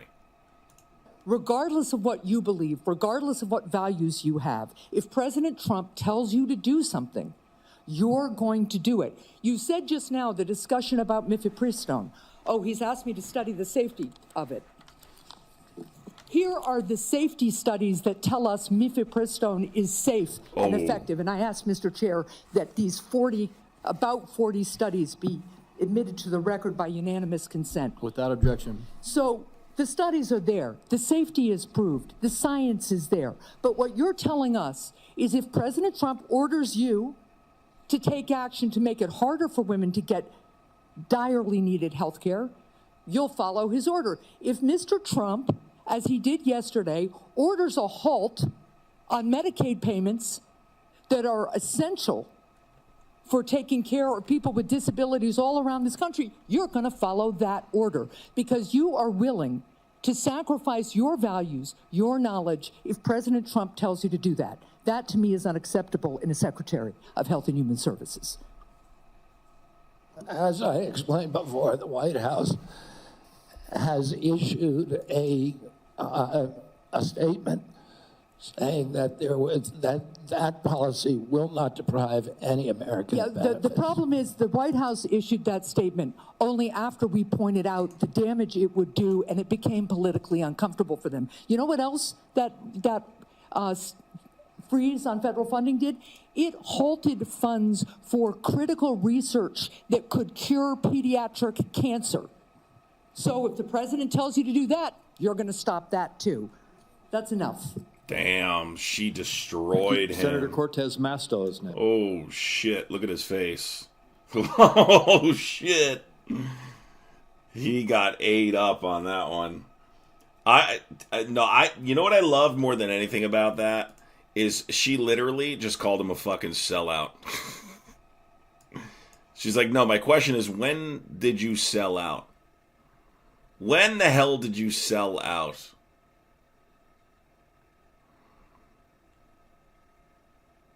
Oh my gosh. That was too good. Too good. All right, let's go. Next. Look at that face. Thank you. She might as well have hit him with a frying pan, dude. She might as well have hit him with a frying pan. Mr. Kennedy, thank you for coming into my office and having the conversation. Well, that's what needs to be done, because like we know that he's going to get confirmed regardless, but like let's get on the record and point out these contradictions so the American people know this guy's full of shit. Sadly, this last name has carried him quite far. You know, he would not be where he is today without that last name. And I sadly, you know, I don't have much faith that the American people understand how dangerous this guy actually is. That we did. I appreciate your passion and your belief, and you've spent years. Passion? He's an opportunist.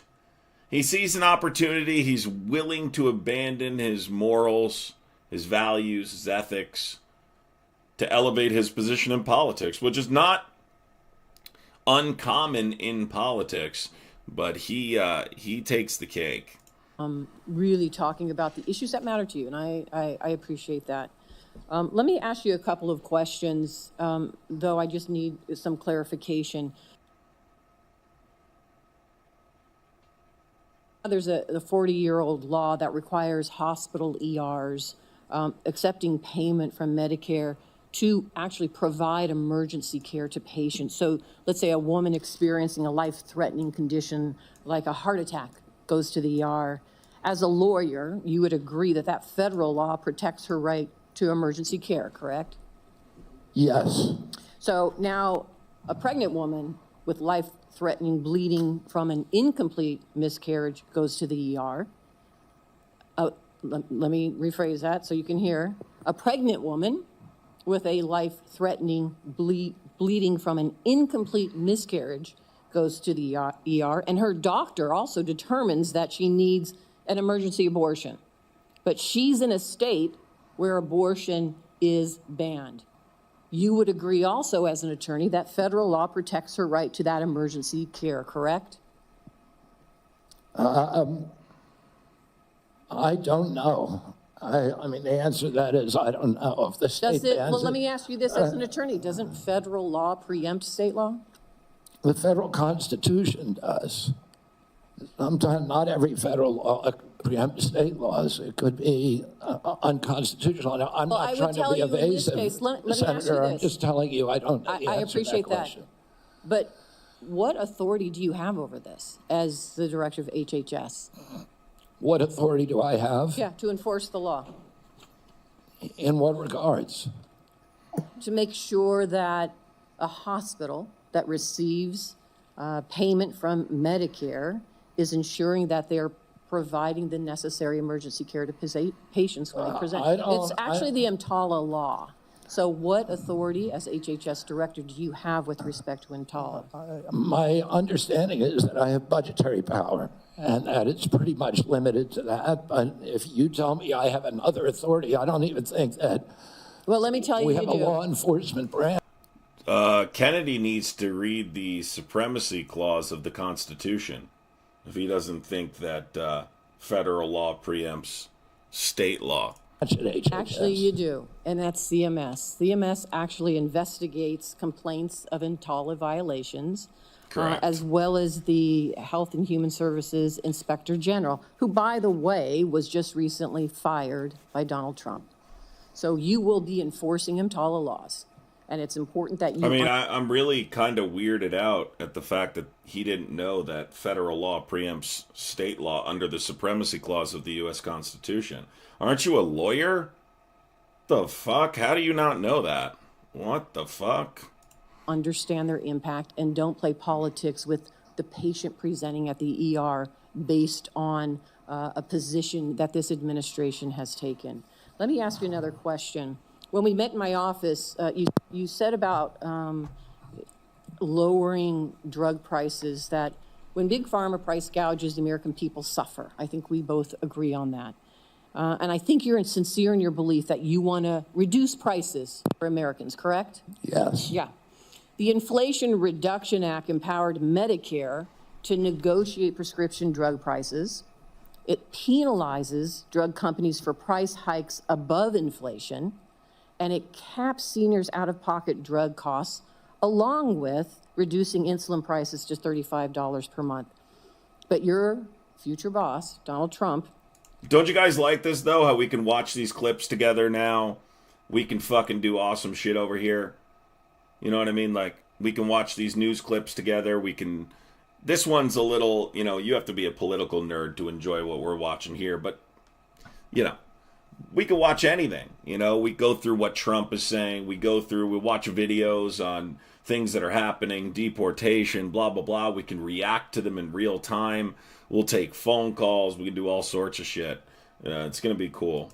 On his first day in office, revoked President Biden's executive order that actually directed the health secretary to examine ways to reduce drug prices and improve access to innovative therapies for the American people. And, unfortunately, Republicans in Congress want to repeal the Inflation Reduction Act, which means reversing all of those things that we worked on to lower prices for Americans. So my question to you... We've maintained over 300 people pretty much this whole live. Went over 400 for a little bit, but we've made between 300 and 400. Appreciate everybody coming for this random test stream. Haven't advertised it. Going to start pushing it a little bit out on other platforms. So, what do you do? Why are you there? Are you there to be a rubber stamp to this administration and cave into all of these positions that they're taking, even though you know they're in disagreement with your positions on lowering drug prices and that they could harm Americans? How do you handle that as HHS director? Senator, my understanding is that the White House issued an executive order, I believe today, supporting the drug negotiations under the IRA. President Trump was very aggressive during his first term about negotiating drug prices. He has instructed me, and I've met with him repeatedly as that we need lower prices than seniors in this country, and so let me others are. Let me ask you this, because I only have so much time. So we've already negotiated lowering prices for 10 drugs with Big Pharma, and Big Pharma, by the way, opposes this. They have not only are asking for a pause, they have filed lawsuits, but we've already negotiated the first 10 drugs. And we want to expand it to the next 10 to 15 that the Biden administration has put forward. Would you agree and continue that path of really mandating that Big Pharma come to the table and negotiate drug prices for Medicare so we can lower those prices for Americans? My understanding is that the executive order that was issued today, which I haven't seen, but I've read a summary. Well, let me ask you this then, because you keep citing the Trump administration and you're just going to follow what they say. Is that what you're doing? You're just a rubber stamp for them in this position? So anybody, so it doesn't matter that you're before us. It could be anybody coming before us as long as they're a rubber stamp for this administration and disregarding your beliefs and what you think. I guess my question to you is, if it really is fundamental to what you believe, how do you live with that? How do you address those issues as you're moving forward, knowing that it's going to harm Americans? Yeah. You want me to answer the question? No, I'm asking you. Okay. President Trump has asked me to end the chronic disease epidemic and make America healthy again. And I'm So in a is that the unique only reason position. why you're at HHS? Is that the only reason why then you're at the HHS, to address that one issue? President Trump has asked me because I'm in a unique position to end that. And that is what I'm doing. And if we don't solve that problem, Senator, all of the other disputes we have about who's paying, and whether it's insurance companies, whether it's providers, whether it's HMOs, whether it's patients or families, all of those are moving deck chairs around on the Titanic. Our ship is sinking. Our 60% increase in Medicaid over the past 4 years. Yeah, the ship is sinking, and you're playing the fucking violin. It's the biggest budget line now, and it's growing faster than any other. And no other nation in the world has what we have here. No other nation has a chronic disease. We have the highest chronic disease burden. This guy has said the same thing 25 times during this hearing. Hasn't offered one bit of actual insight, any actual science, any credible anything. Of any country in the world. We had, during COVID, we had 16% of the COVID deaths in a country. We only have 4.2% of the world's population. We had a higher death count than any country in the world. And when CDC was asked why, they said it's because Americans are the sickest people on earth. The average person who died from COVID, American, had 3.8 chronic diseases. This is an existential threat economically, to our military, to our health, to our sense of well-being. And it is a priority for President Trump. And that's why he asked me to run the agency. And if I'm privileged to be confirmed, that's exactly what I'll do. Senator Barrasso. Thanks so much, Mr. Chairman. Mr. Kennedy, thank you for taking time to visit with me in my office prior to today's hearing to talk about a lot of the important issues affecting healthcare in my home. Laying on the floor like this, the way this guy is sitting, it's got to be so damn uncomfortable. You know, can you imagine having to lean sideways on the floor like this for hours at a time? Jesus. Home state of Wyoming as well as the nation. And I appreciate your willingness to serve our country. During our meeting, we discussed the challenges that healthcare providers. Who's clapping? His family. People like that. Providers and patients are facing in rural America. Financial obstacles facing rural hospitals, workforce shortages, issues of OBGYN, and then new regulations that are painful that have come out of the Biden administration, hurting our ability to provide nursing home staffing. So let me start, if I could, with rural hospitals and the closures of hospitals like that. There are a lot of challenges facing hospitals in rural communities and frontier areas. We have 33 hospitals in Wyoming. 26 are really located in common unifying, I would say, issues. Now we have women in Wyoming having to drive over 100 miles to access care. 13 counties in Wyoming don't have access to OB. And we're talking counties larger than the states of Vermont, New Hampshire, Rhode Island, Connecticut, New Jersey, Delaware, counties larger than the closure. Response was, Bobby, this is an answer to my prayers. We need to get to the answers of this, but even more, we need to heal and unify this divided nation. I'm not necessarily the most optimistic guy because we've got enormous challenges facing this nation, but I thought, wow, here's somebody from the left, somebody I don't agree with on many issues politically. The left. Coming together with President Trump and focusing on an area of agreement, something that the American people desperately want. Finding out the answers. What has caused autism? Oh my God. There's just no way these people are real. What is causing chronic illness? These idiots literally can't put their heads together and figure out why more people are diagnosed with autism than they were in 1985. They literally cannot figure it out. I mean, you've got to be an idiot to not know the answer to that question. You have to be an idiot. I mean, I'm serious. Like, I'm not going to sugarcoat it. You actually have to be dumb. Ms. Kennedy, I think I've come to know what's in your heart.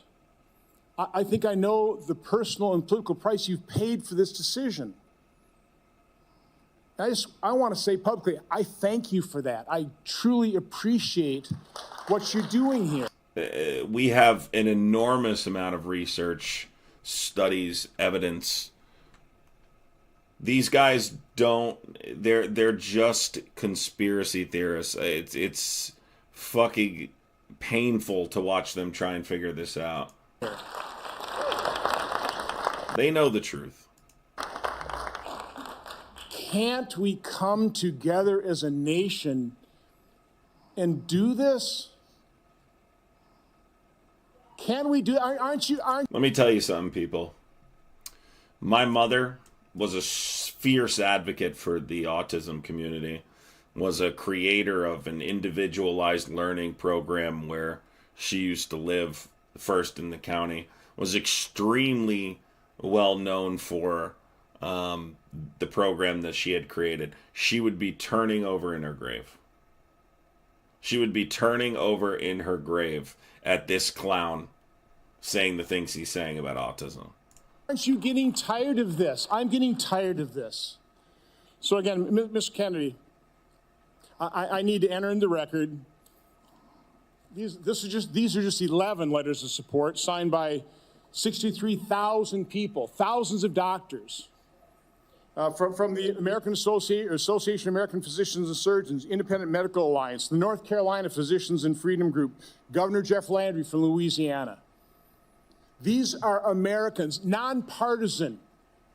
A lot of these people, I know because I've advocated with you. A lot of them are Democrats. They put their political differences aside. So, Mr. Chairman, I'd like to. I mean, you just called Kennedy a Democrat. He's not. Under this in the record. Without objection. I also do want to, Mr. Kennedy, as long as I have you here, I've written over 70 oversight letters to the federal health agencies under the Biden administration. Owned by the American taxpayer.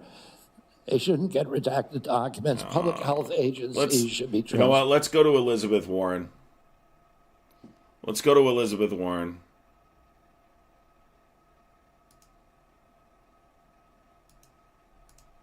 And they're from across the political spectrum.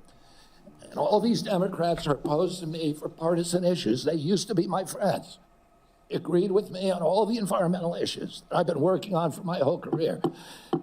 Now they're against me because anything that President Trump does, any decision he makes, has to be lampooned, derided, discredited, marginalized. Alex says, he said nonpartisan and then said many of them Democrats. Yeah, I know. Vilified. We need to move on. They can't speak for 2 seconds without contradicting themselves. Senator Warren.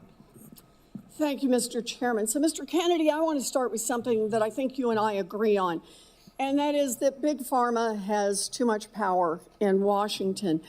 You've said that President Trump asked you to, quote, clean up corruption and conflicts. Sounds great.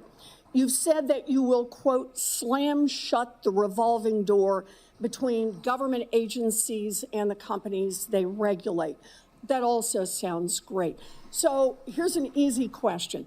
Will you commit that when you leave this job, you will not accept compensation from a drug company, a medical device company, a hospital system, or a health insurer for at least 4 years, including as a lobbyist or a board member?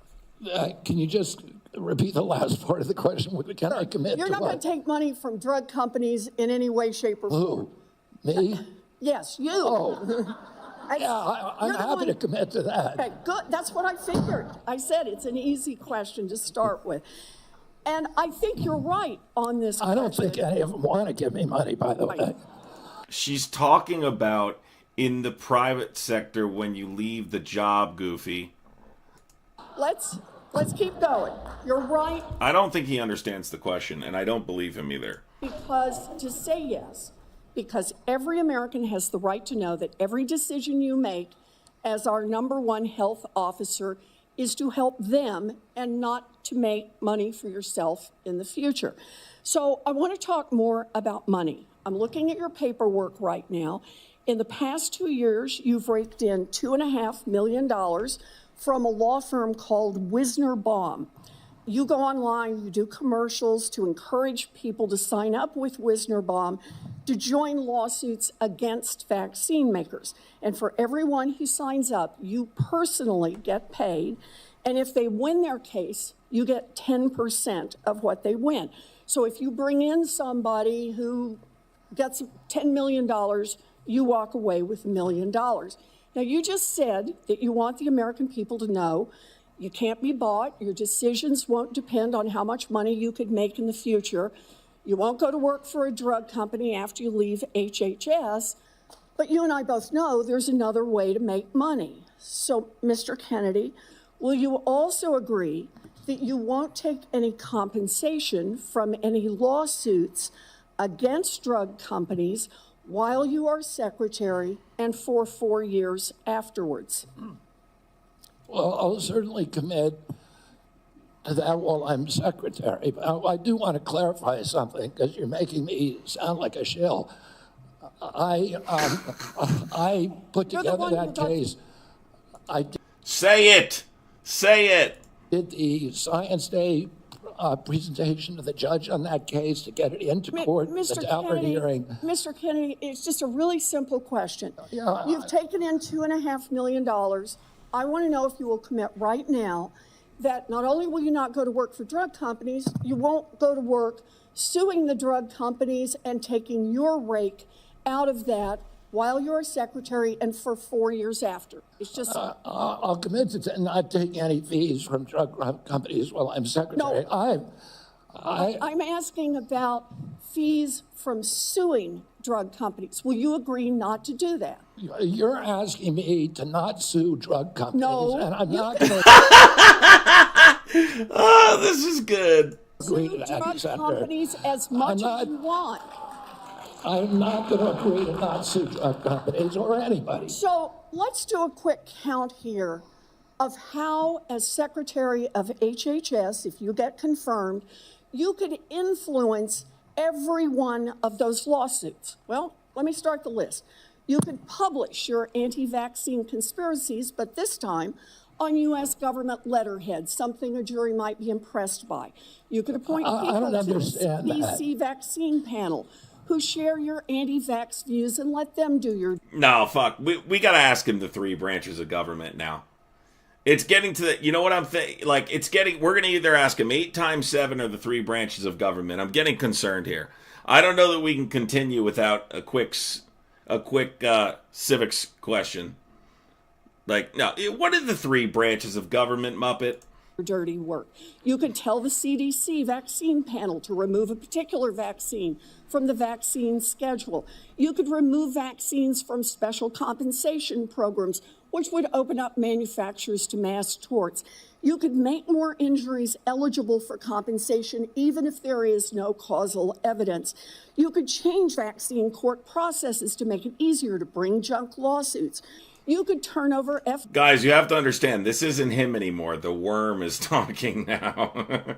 The worm gets what the worm wants. The worm is now speaking. See, this is the problem. When he said, who, me? He wasn't sure if she meant him or the worm. FDA data to your friends at the law firm, and they could use it however it benefited them. You could change vaccine labeling. You could change vaccine information rules. You could change which claims are compensated in the vaccine injury compensation program. I'm telling you, it's like that scene from Men in Black where the guy's fucking head opens up and there's a little fucking alien inside sitting in a chair. It's just a worm on a chair, like, Orion's belt. There's a lot of ways that you can influence those future lawsuits and pending lawsuits while you are Secretary of HHS. And I'm asking you to commit right now that you will not take a financial stake in every one of those lawsuits so that what you do as Secretary will also benefit you financially down the line. I'll comply with all the ethical guidelines. That's not the question. You and I, you have said You're asking me, Senator, you're asking me not to sue vaccine pharmaceutical companies. Yeah, you are. That's exactly what you're doing. Look, no one should be fooled here. As Secretary of HHS, Robert Kennedy will have the power to undercut vaccines and vaccine manufacturing across our country. And for all of his talk about follow the science and his promise that he won't interfere with those of us who want to vaccinate his kids, the bottom line is the same. Kennedy can kill off access to vaccines and make millions of dollars while he does it. Kids might die, but Robert Kennedy can keep cashing in. Senator, I support vaccines.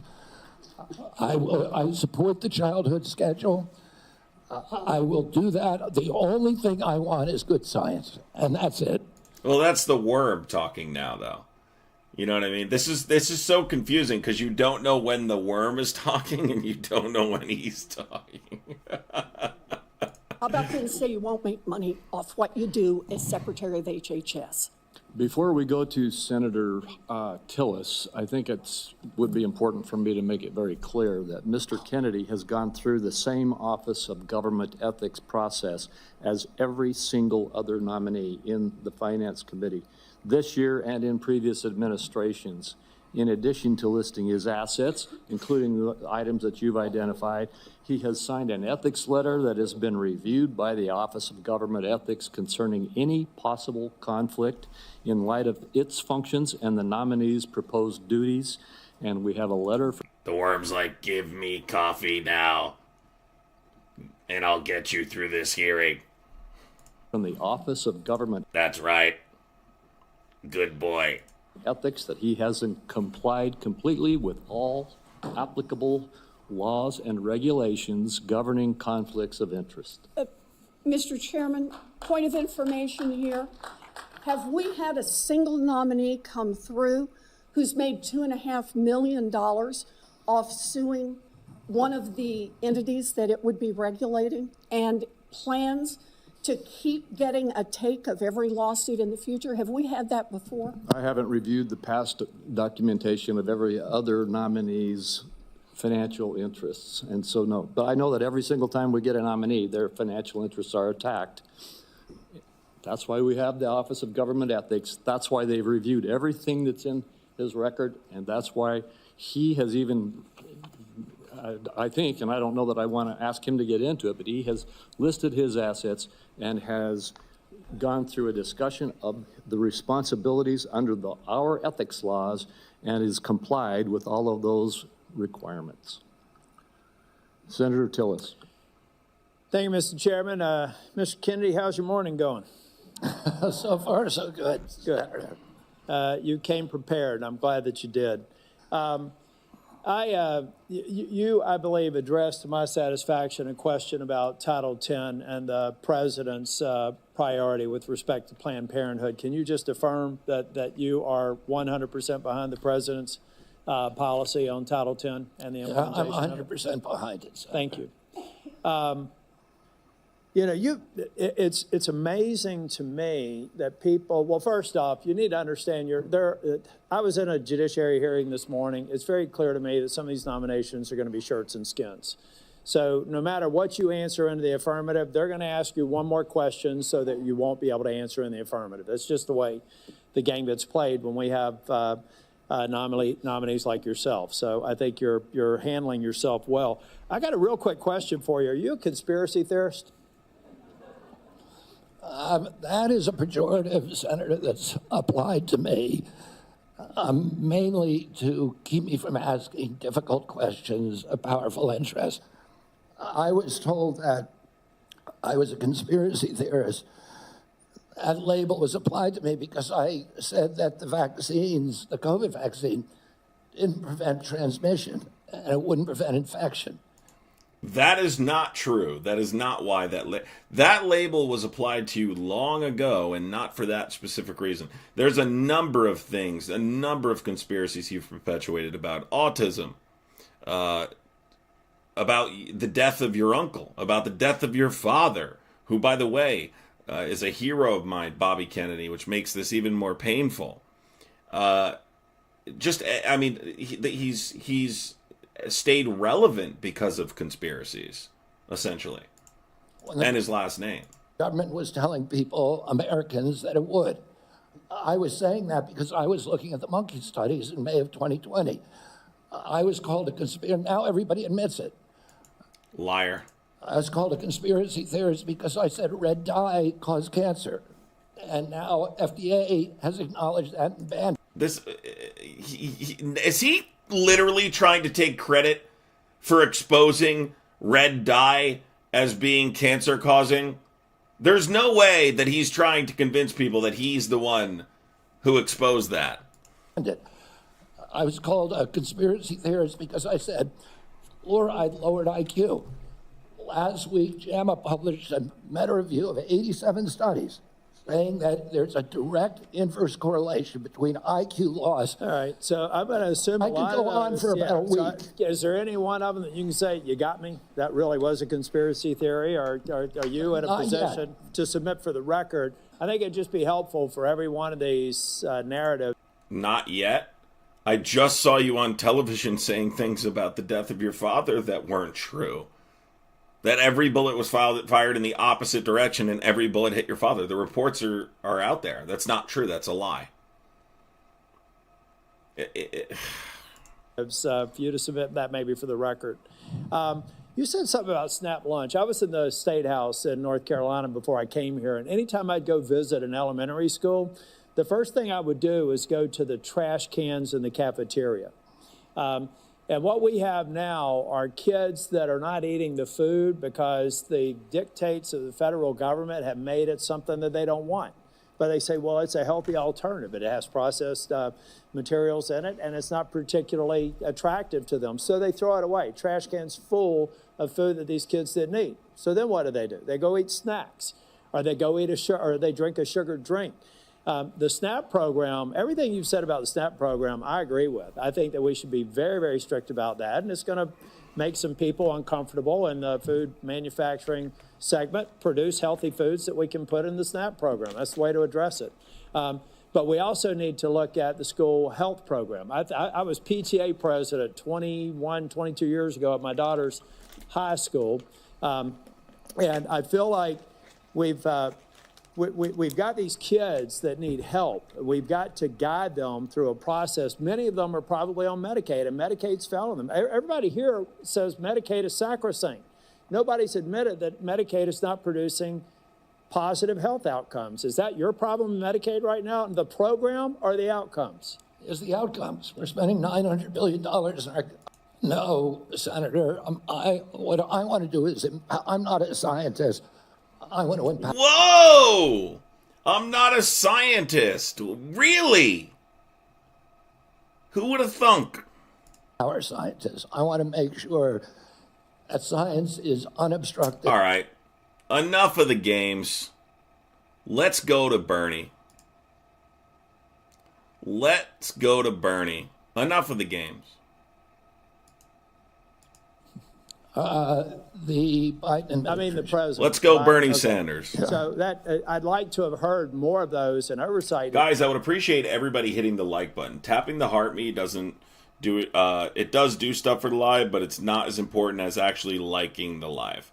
So, like, whether you need to go out really quick and then come back in and hit the like button or not, If you exit the chat out, everybody, you'll exit the chat button out, and you're going to see a thumbs up button. That's the button that I need you to hit. That's the button that matters. All right, let's go. Bernie incoming, Bernie Sanders. Hearings over the last 4 years. I haven't, but I'm glad that there's an acknowledgement that you're inheriting a problem that needs to be fixed. Thank you. Thank you, Senator. Senator Sanders. Thank you, Mr. Chairman. Mr. Kennedy, thanks for being with us. I very much like the slogan that you coined, Make America Healthy Again. And I strongly agree with that effort. Despite spending, as you indicated, 2 or 3 times as much per capita on healthcare as other nations, we have 85 million people who are uninsured, underinsured. We have all kinds of chronic illnesses. Our life expectancy is lower than other countries. And for working class people in this country, they are living 6, 7 years shorter lives than the top 1%. We got a problem, okay? And I'm gonna suggest some ideas that I think can remedy that. Last year, the insurance industry in this country made over $70 billion, while at the same time, 85 million Americans are uninsured or underinsured. Do you agree with me that the United States should join every other major country on earth and guarantee health care to all people as a human right? Yes? No? You got to turn your mic. Turn your mic on! Does the worm need to set a reminder? Senator, I can't give you a yes or no answer to that question. Healthcare a human right? Is healthcare a human right? In the way that free speech is a human right, yeah. I would say it's different because with free speech doesn't cost anybody anything, but in healthcare, if you smoke cigarettes for 20 years and you get cancer, you are now taking from the pool. Well, and so are you guaranteed the same right, or is there also a duty? I'm sorry, I'd love to talk for an hour with you. We got a few minutes left here. All right, every other country on earth says healthcare, whether you're poor or rich, young or old, is a human right. I'm not hearing you say that. All right, you've talked about the drug companies, and maybe we agree on this one. As you all know, despite the drug companies making over $100 billion in profits, paying CEOs outrageous compensation packages, we in some cases pay 10 times more for the same drug. Will you support legislation that I will introduce which says that in America we should not be paying a nickel more for prescription drugs than people around the rest of the world? Yes, no? To equalize it? Not to equalize it, that we should not be paying more than other countries for the same damn drug. President Trump has asked me, in fact, I had a meeting with President Trump a week ago where we showed him the charts. He knows the charts. We're paying 10 times more from Europe. That's right. And are you going to commit to us that you will end that absurdity? I think in principle we can. We should end that disparity. Good. Okay. That's great. All right. I in principle to believe that climate change is real, it's an existential threat, and it is a healthcare issue. Donald Trump thinks that it is a hoax originating in China. Question is, in your judgment, is climate change a hoax or is it real, causing devastating problems? President Trump and I, from the beginning, from our first meeting, agreed to disagree on that issue. I believe climate change is existential. My job is to make Americans healthy again. All right, you believe that you disagree with Trump, you don't think climate change is a hoax, is what I'm hearing. My job here is to make Americans healthy. I'm just asking you that, healthy. Mr. Kennedy, not a trick question. I answered your question, Senator Sanders. Okay, you disagree with the president on that. I answered your question. Okay. He won't. This is how scared they are of Donald Trump. You can't even say I disagree. People, if that's not the warning sign of authoritarianism, that the people surrounding this guy in his cabinet can't even give or have a healthy disagreement with him, that we have serious issues here. He's scared to disagree.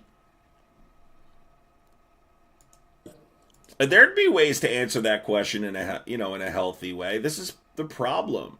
I want to pick up on a point that Senator Hassan made. Look, there is no question that abortion is a divisive issue in this country. I would say a majority of the people are pro-choice. There's a strong minority who are pro-life. A year and a half ago, you went to New Hampshire, running for president, gave a speech, and you talked about government should not tell a woman what she can do with her own body. That's her choice. Now, I think everybody on that side is pro-life. I think everybody here is pro-choice. I have never seen any major politician flip on that issue quite as quickly as you did when Trump asked you to become HHS Secretary. Tell me why you think people should have confidence in your consistency and in your word when you really made a major U-turn on an issue of that importance in such a short time. Senator, I believe, and I've always believed, that every abortion is a tragedy. But you told the people of New Hampshire that it was their right. All right, let me do a last question here because I'm running out of time. I think the gist of what you're trying to say today is you're really pro-vaccine, you want to ask questions. You have started a group called the Children's Health Defense. You're the originator. Right now, as I understand it, on their website, they are selling what's called onesies. These are little things, clothing for babies. One of them is titled Unvaxxed, Unafraid. Next one, and they're sold for $26 a piece, by the way. Next one is No Vax, No Problem. Now, you're coming before this committee and you say you're pro-vaccine. Just want to ask some questions. And yet your organization is making money selling a child's product to parents for $26, which casts fundamental doubt on the usefulness of vaccines. Can you tell us now that you will, now that you are pro-vaccine, that you're going to have your organization take these products off the market? Senator, I have no power over that organization. I'm not part of it. I resigned from the board. Yeah, that was just a few months ago. You founded that. You certainly have power. You can make that call. Are you supportive of this? I've had nothing to do with leadership. Are you supportive of these onesies? I'm supportive of vaccines. Are you supportive of this clothing, which is militantly anti-vaccine? I am supportive of vaccines. I will. I want good science, and I want to protect. But you will not tell the organization you founded not to continue selling that product. Thank you, Mr. Chairman. Senator Blackburn. Thank you so much, Mr. Chairman, and thank you so much for being with us today. And I have no doubt that you will be confirmed and you are going to do such a solid job for the people of this country. And I do have several issues I wanted to talk with you about and didn't have time to cover them all when we met prior to the meeting, but rural health care is very important to me and the people of Tennessee. 78 of our 95 counties are rural counties. Now, over the last few years, we've seen hospital closures. So we have focused on access in rural areas. And my rural health agenda, which is bipartisan, focuses on innovation, telehealth, access points. It focuses on work shortages. And also, Senator Warner and I have together focused on making certain that we address the area wage index and do that fairly for our citizens that are in rural communities. So I would like a commitment from you that when confirmed, you and your CMS administrator will work with us to make certain that the area wage index is balanced and that it is fair to rural areas. Senator, both Dr. Oz and myself recognize that rural health care is in crisis in this country, and that is catastrophic for our entire country. And I talked a little bit about my commitment to rural health earlier in this hearing. The regional price points, as you know, are set by Congress and not by HHS.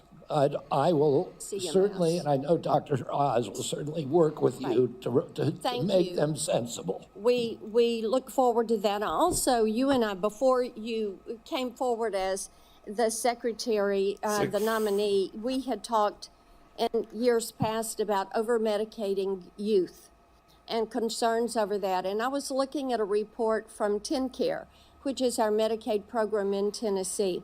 And I was concerned when I saw a number that TennCare had spent $90 million in 2024 alone on ADHD. This was 417,000 of our children. And $90 million. To me, that is heartbreaking, what is happening there. So how will you prioritize oversight of prescribing practices while promoting alternative solutions such as counseling, behavioral therapies, community-based interventions for our youth? Exactly, and that's the solution. 15% of American youth are now on Adderall or some other ADHD medication. Even higher percentages are on SSRIs and benzos. We are not just over-medicating our children, we're over-medicating our entire population. Half the pharmaceutical drugs on Earth are now sold here. 70% of the profits from pharmaceutical companies are from the United States, even though we only have 4.2% of the world's population. Not only that, but a recent study by Cochrane Collaboration founder Peter Ghosh found that pharmaceutical drugs are the third largest cause of death in our country after heart attacks and cancers. Oh, they're not making us healthier. We need community health initiatives. We need access to treatment. We need exercise. We need better food. Okay, let me talk to you about one of those access points in treatment. And this highlights a problem we have in the federal Medicaid law. Since Medicaid's enactment, states have been prohibited from using Medicaid funds for care provided by institutions for mental disease. We refer to them as IMDs. These are psychiatric hospitals, residential treatment facilities with more than 16 beds. This is a discriminatory exclusion, and it denies payment for medically necessary care based on the illness that is being treated, and it has perpetuated unequal coverage in mental health care. So if you're confirmed, when you're confirmed, will you commit to working with me on repealing this discriminatory exclusion and ensuring equal access to mental health care for Medicaid beneficiaries? Yes, Senator. Thank you so much. I've got a question on PBM reform, one on artificial intelligence in healthcare. In the interest of time, I will yield back. I look forward to seeing you help make us healthy again. Thank you, Senator. That was creepy. Senator Lujan. This ought to be good. Oh, this is going to be good. This should be good. I made a mistake. It's Senator Cantwell. Thank you so much. Thank you, Mr. Chairman, and just congratulations on your nomination, Mr. Kennedy. And I've Damn it. been absent only because I've been in another hearing with the nominee to be the Commerce Secretary. So I will review everything that you've said today and look at that diligently. But one of the things that I wanted to discuss with you is I represent a very big innovation state, and innovation in healthcare specifically. Innovation like NIH funding to the Fred Hutch Cancer Center that helped develop the HPV vaccine, which has the potential to eliminate over 95% of cervical cancer. NIH also funds a lot of jobs and grants, nearly 11,000 people in the state of Washington, and over $1.2 billion worth of grants. So while I agree with you on healthy foods, I definitely am troubled by the medical research side of innovation and some of the things that you have said. In fact, this issue about laying off 600 employees at NIH, or giving the fact that to quote, give infectious disease a break for 8 years. So we've had a chance to talk about this a little bit, but the most striking example of this is when COVID hit. And we were the first in the nation. We had the first case, and it really was the fast response by the University of Washington that really helped save lives. So I just want to know that, are you aware of how harmful these issues could be for public health? That public health in and of itself could be affected by these kind of anti-science views? Senator, I have always been a science person, a pro-science person. I believe in evidence-based medicine, in gold standard science. When I said, and I've explained this before you came in, that 600 people out of a workforce of 91,000 is pretty typical. Last year alone, President Biden replaced 3,000 people at HHS and 700 at NIH. I want to say this. I said give infectious disease a break because that's been the principal preoccupation.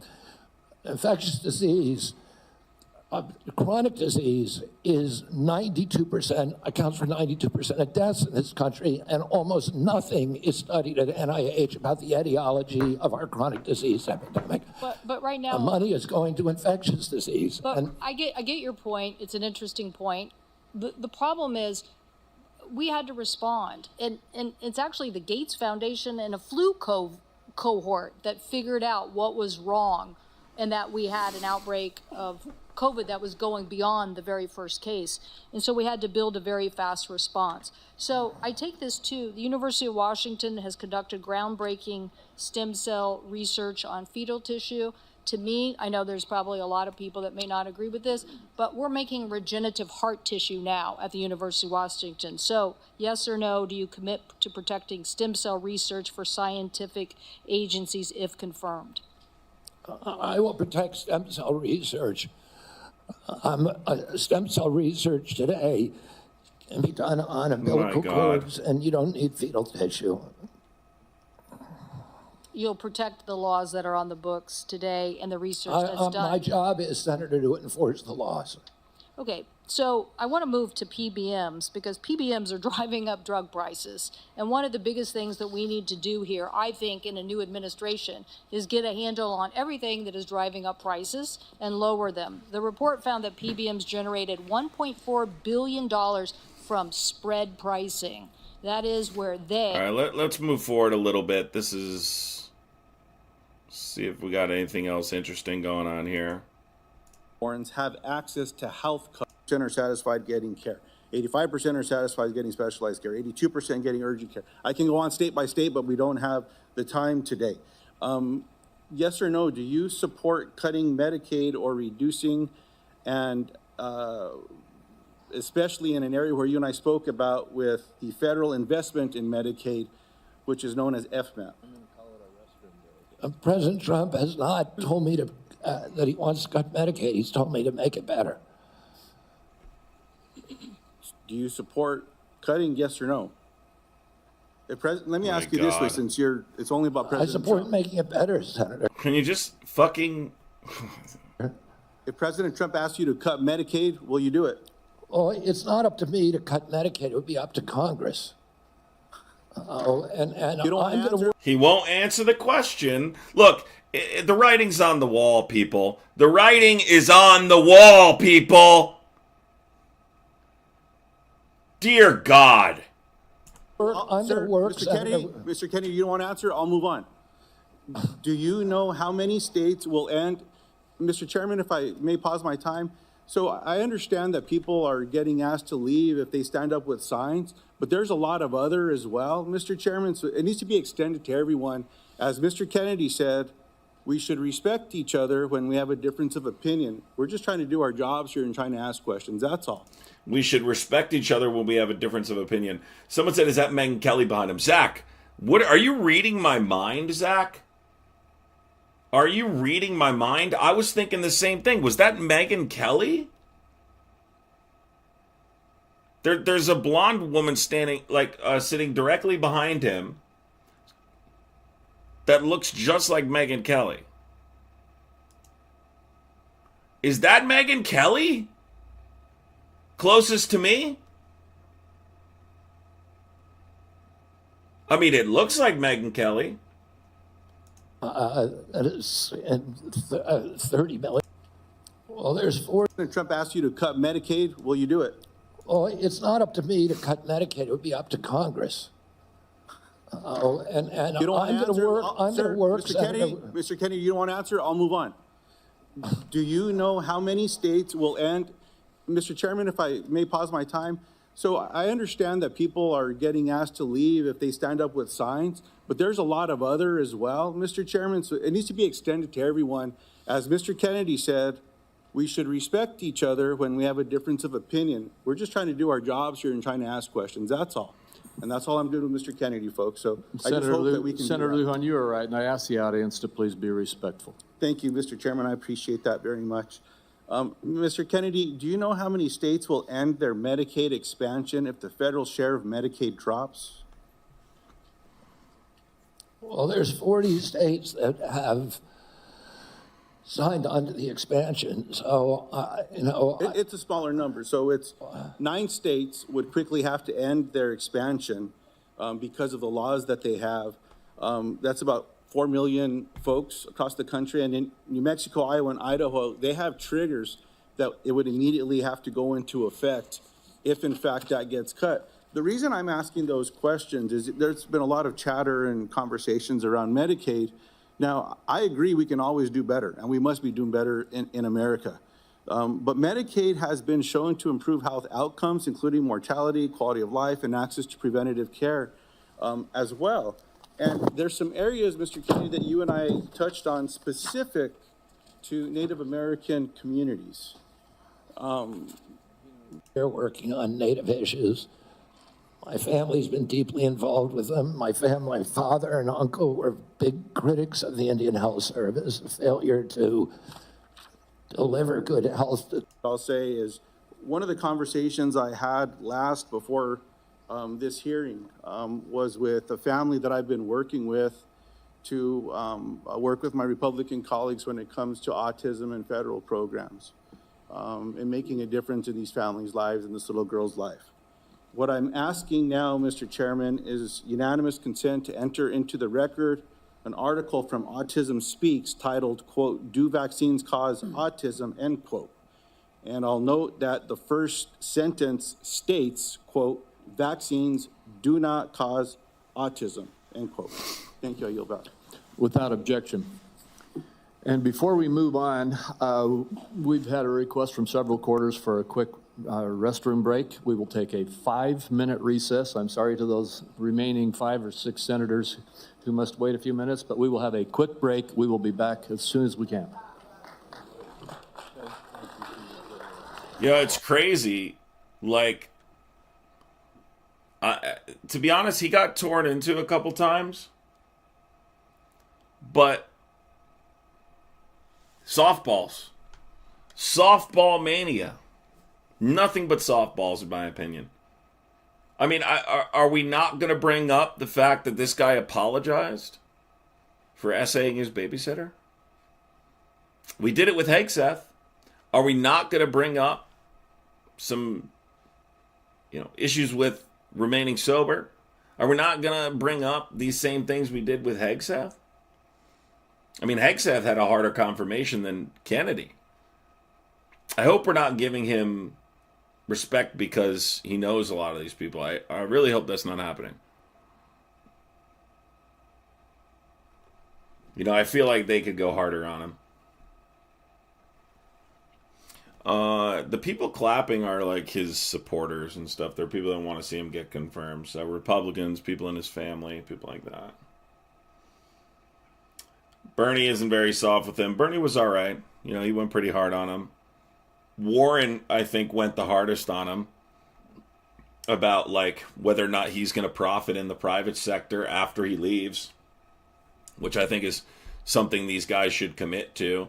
Hegseth wouldn't commit to working, wouldn't commit to taking one of those private contracts, after he left Secretary of Defense.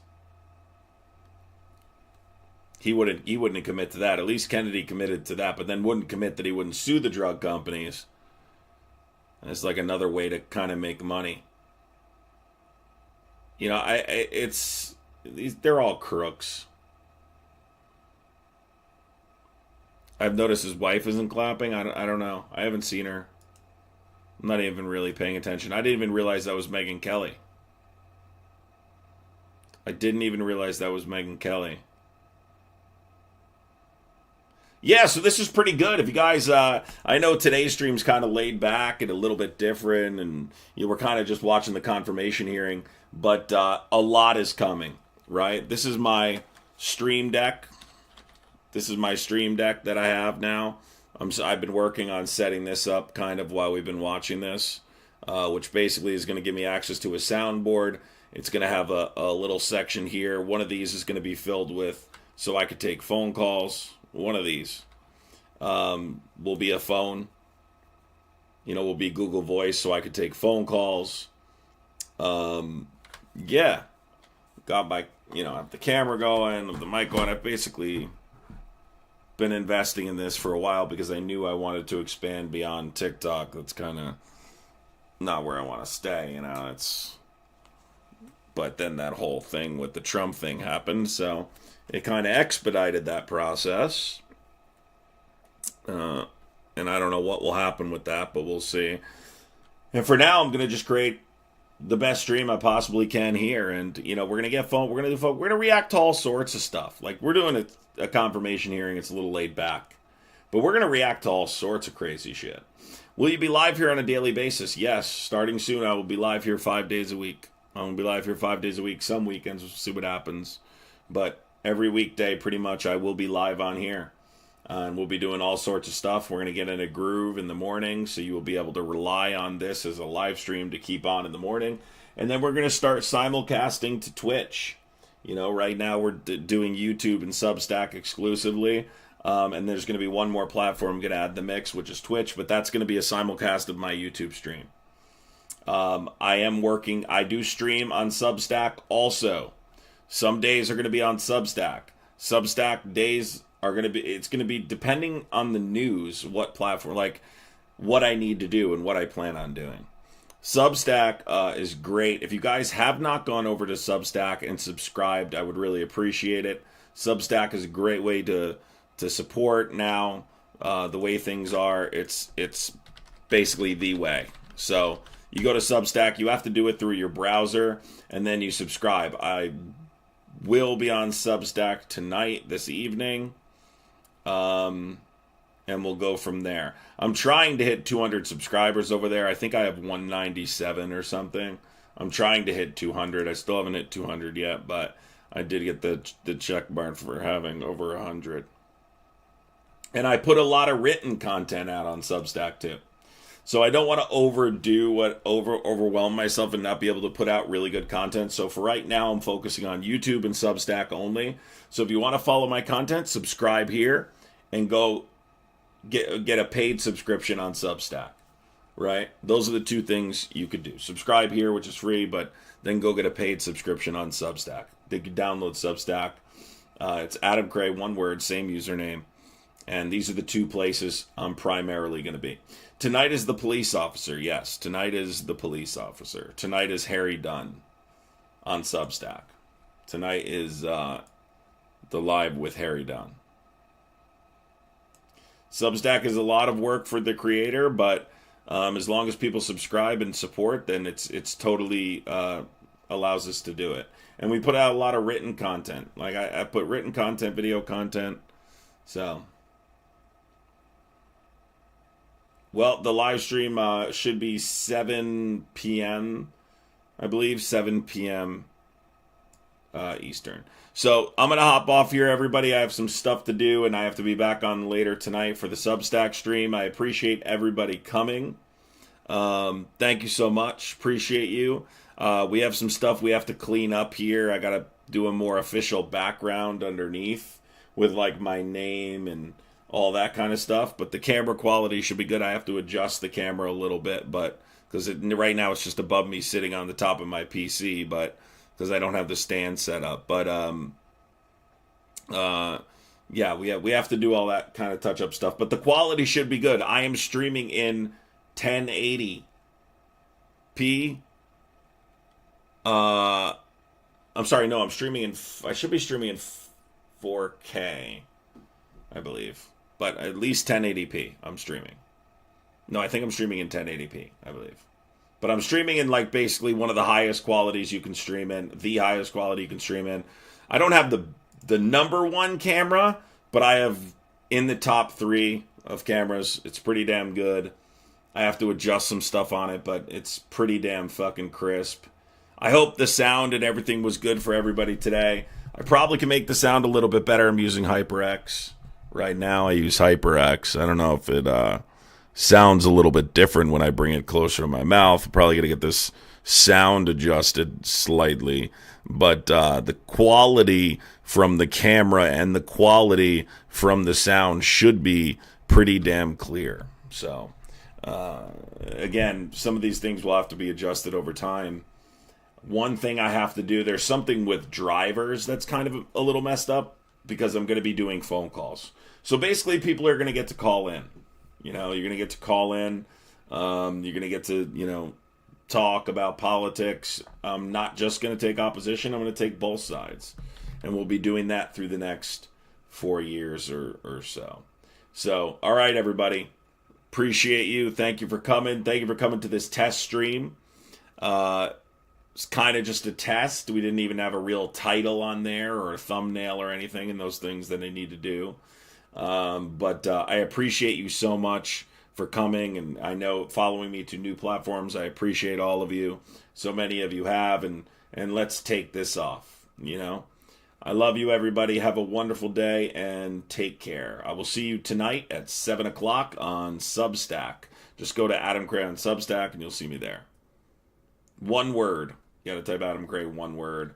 It's also in the link tree in my TikTok bio if you want to do it that way. But if you just search Adam Gray, one word, you'll see it pop up. All right, everybody.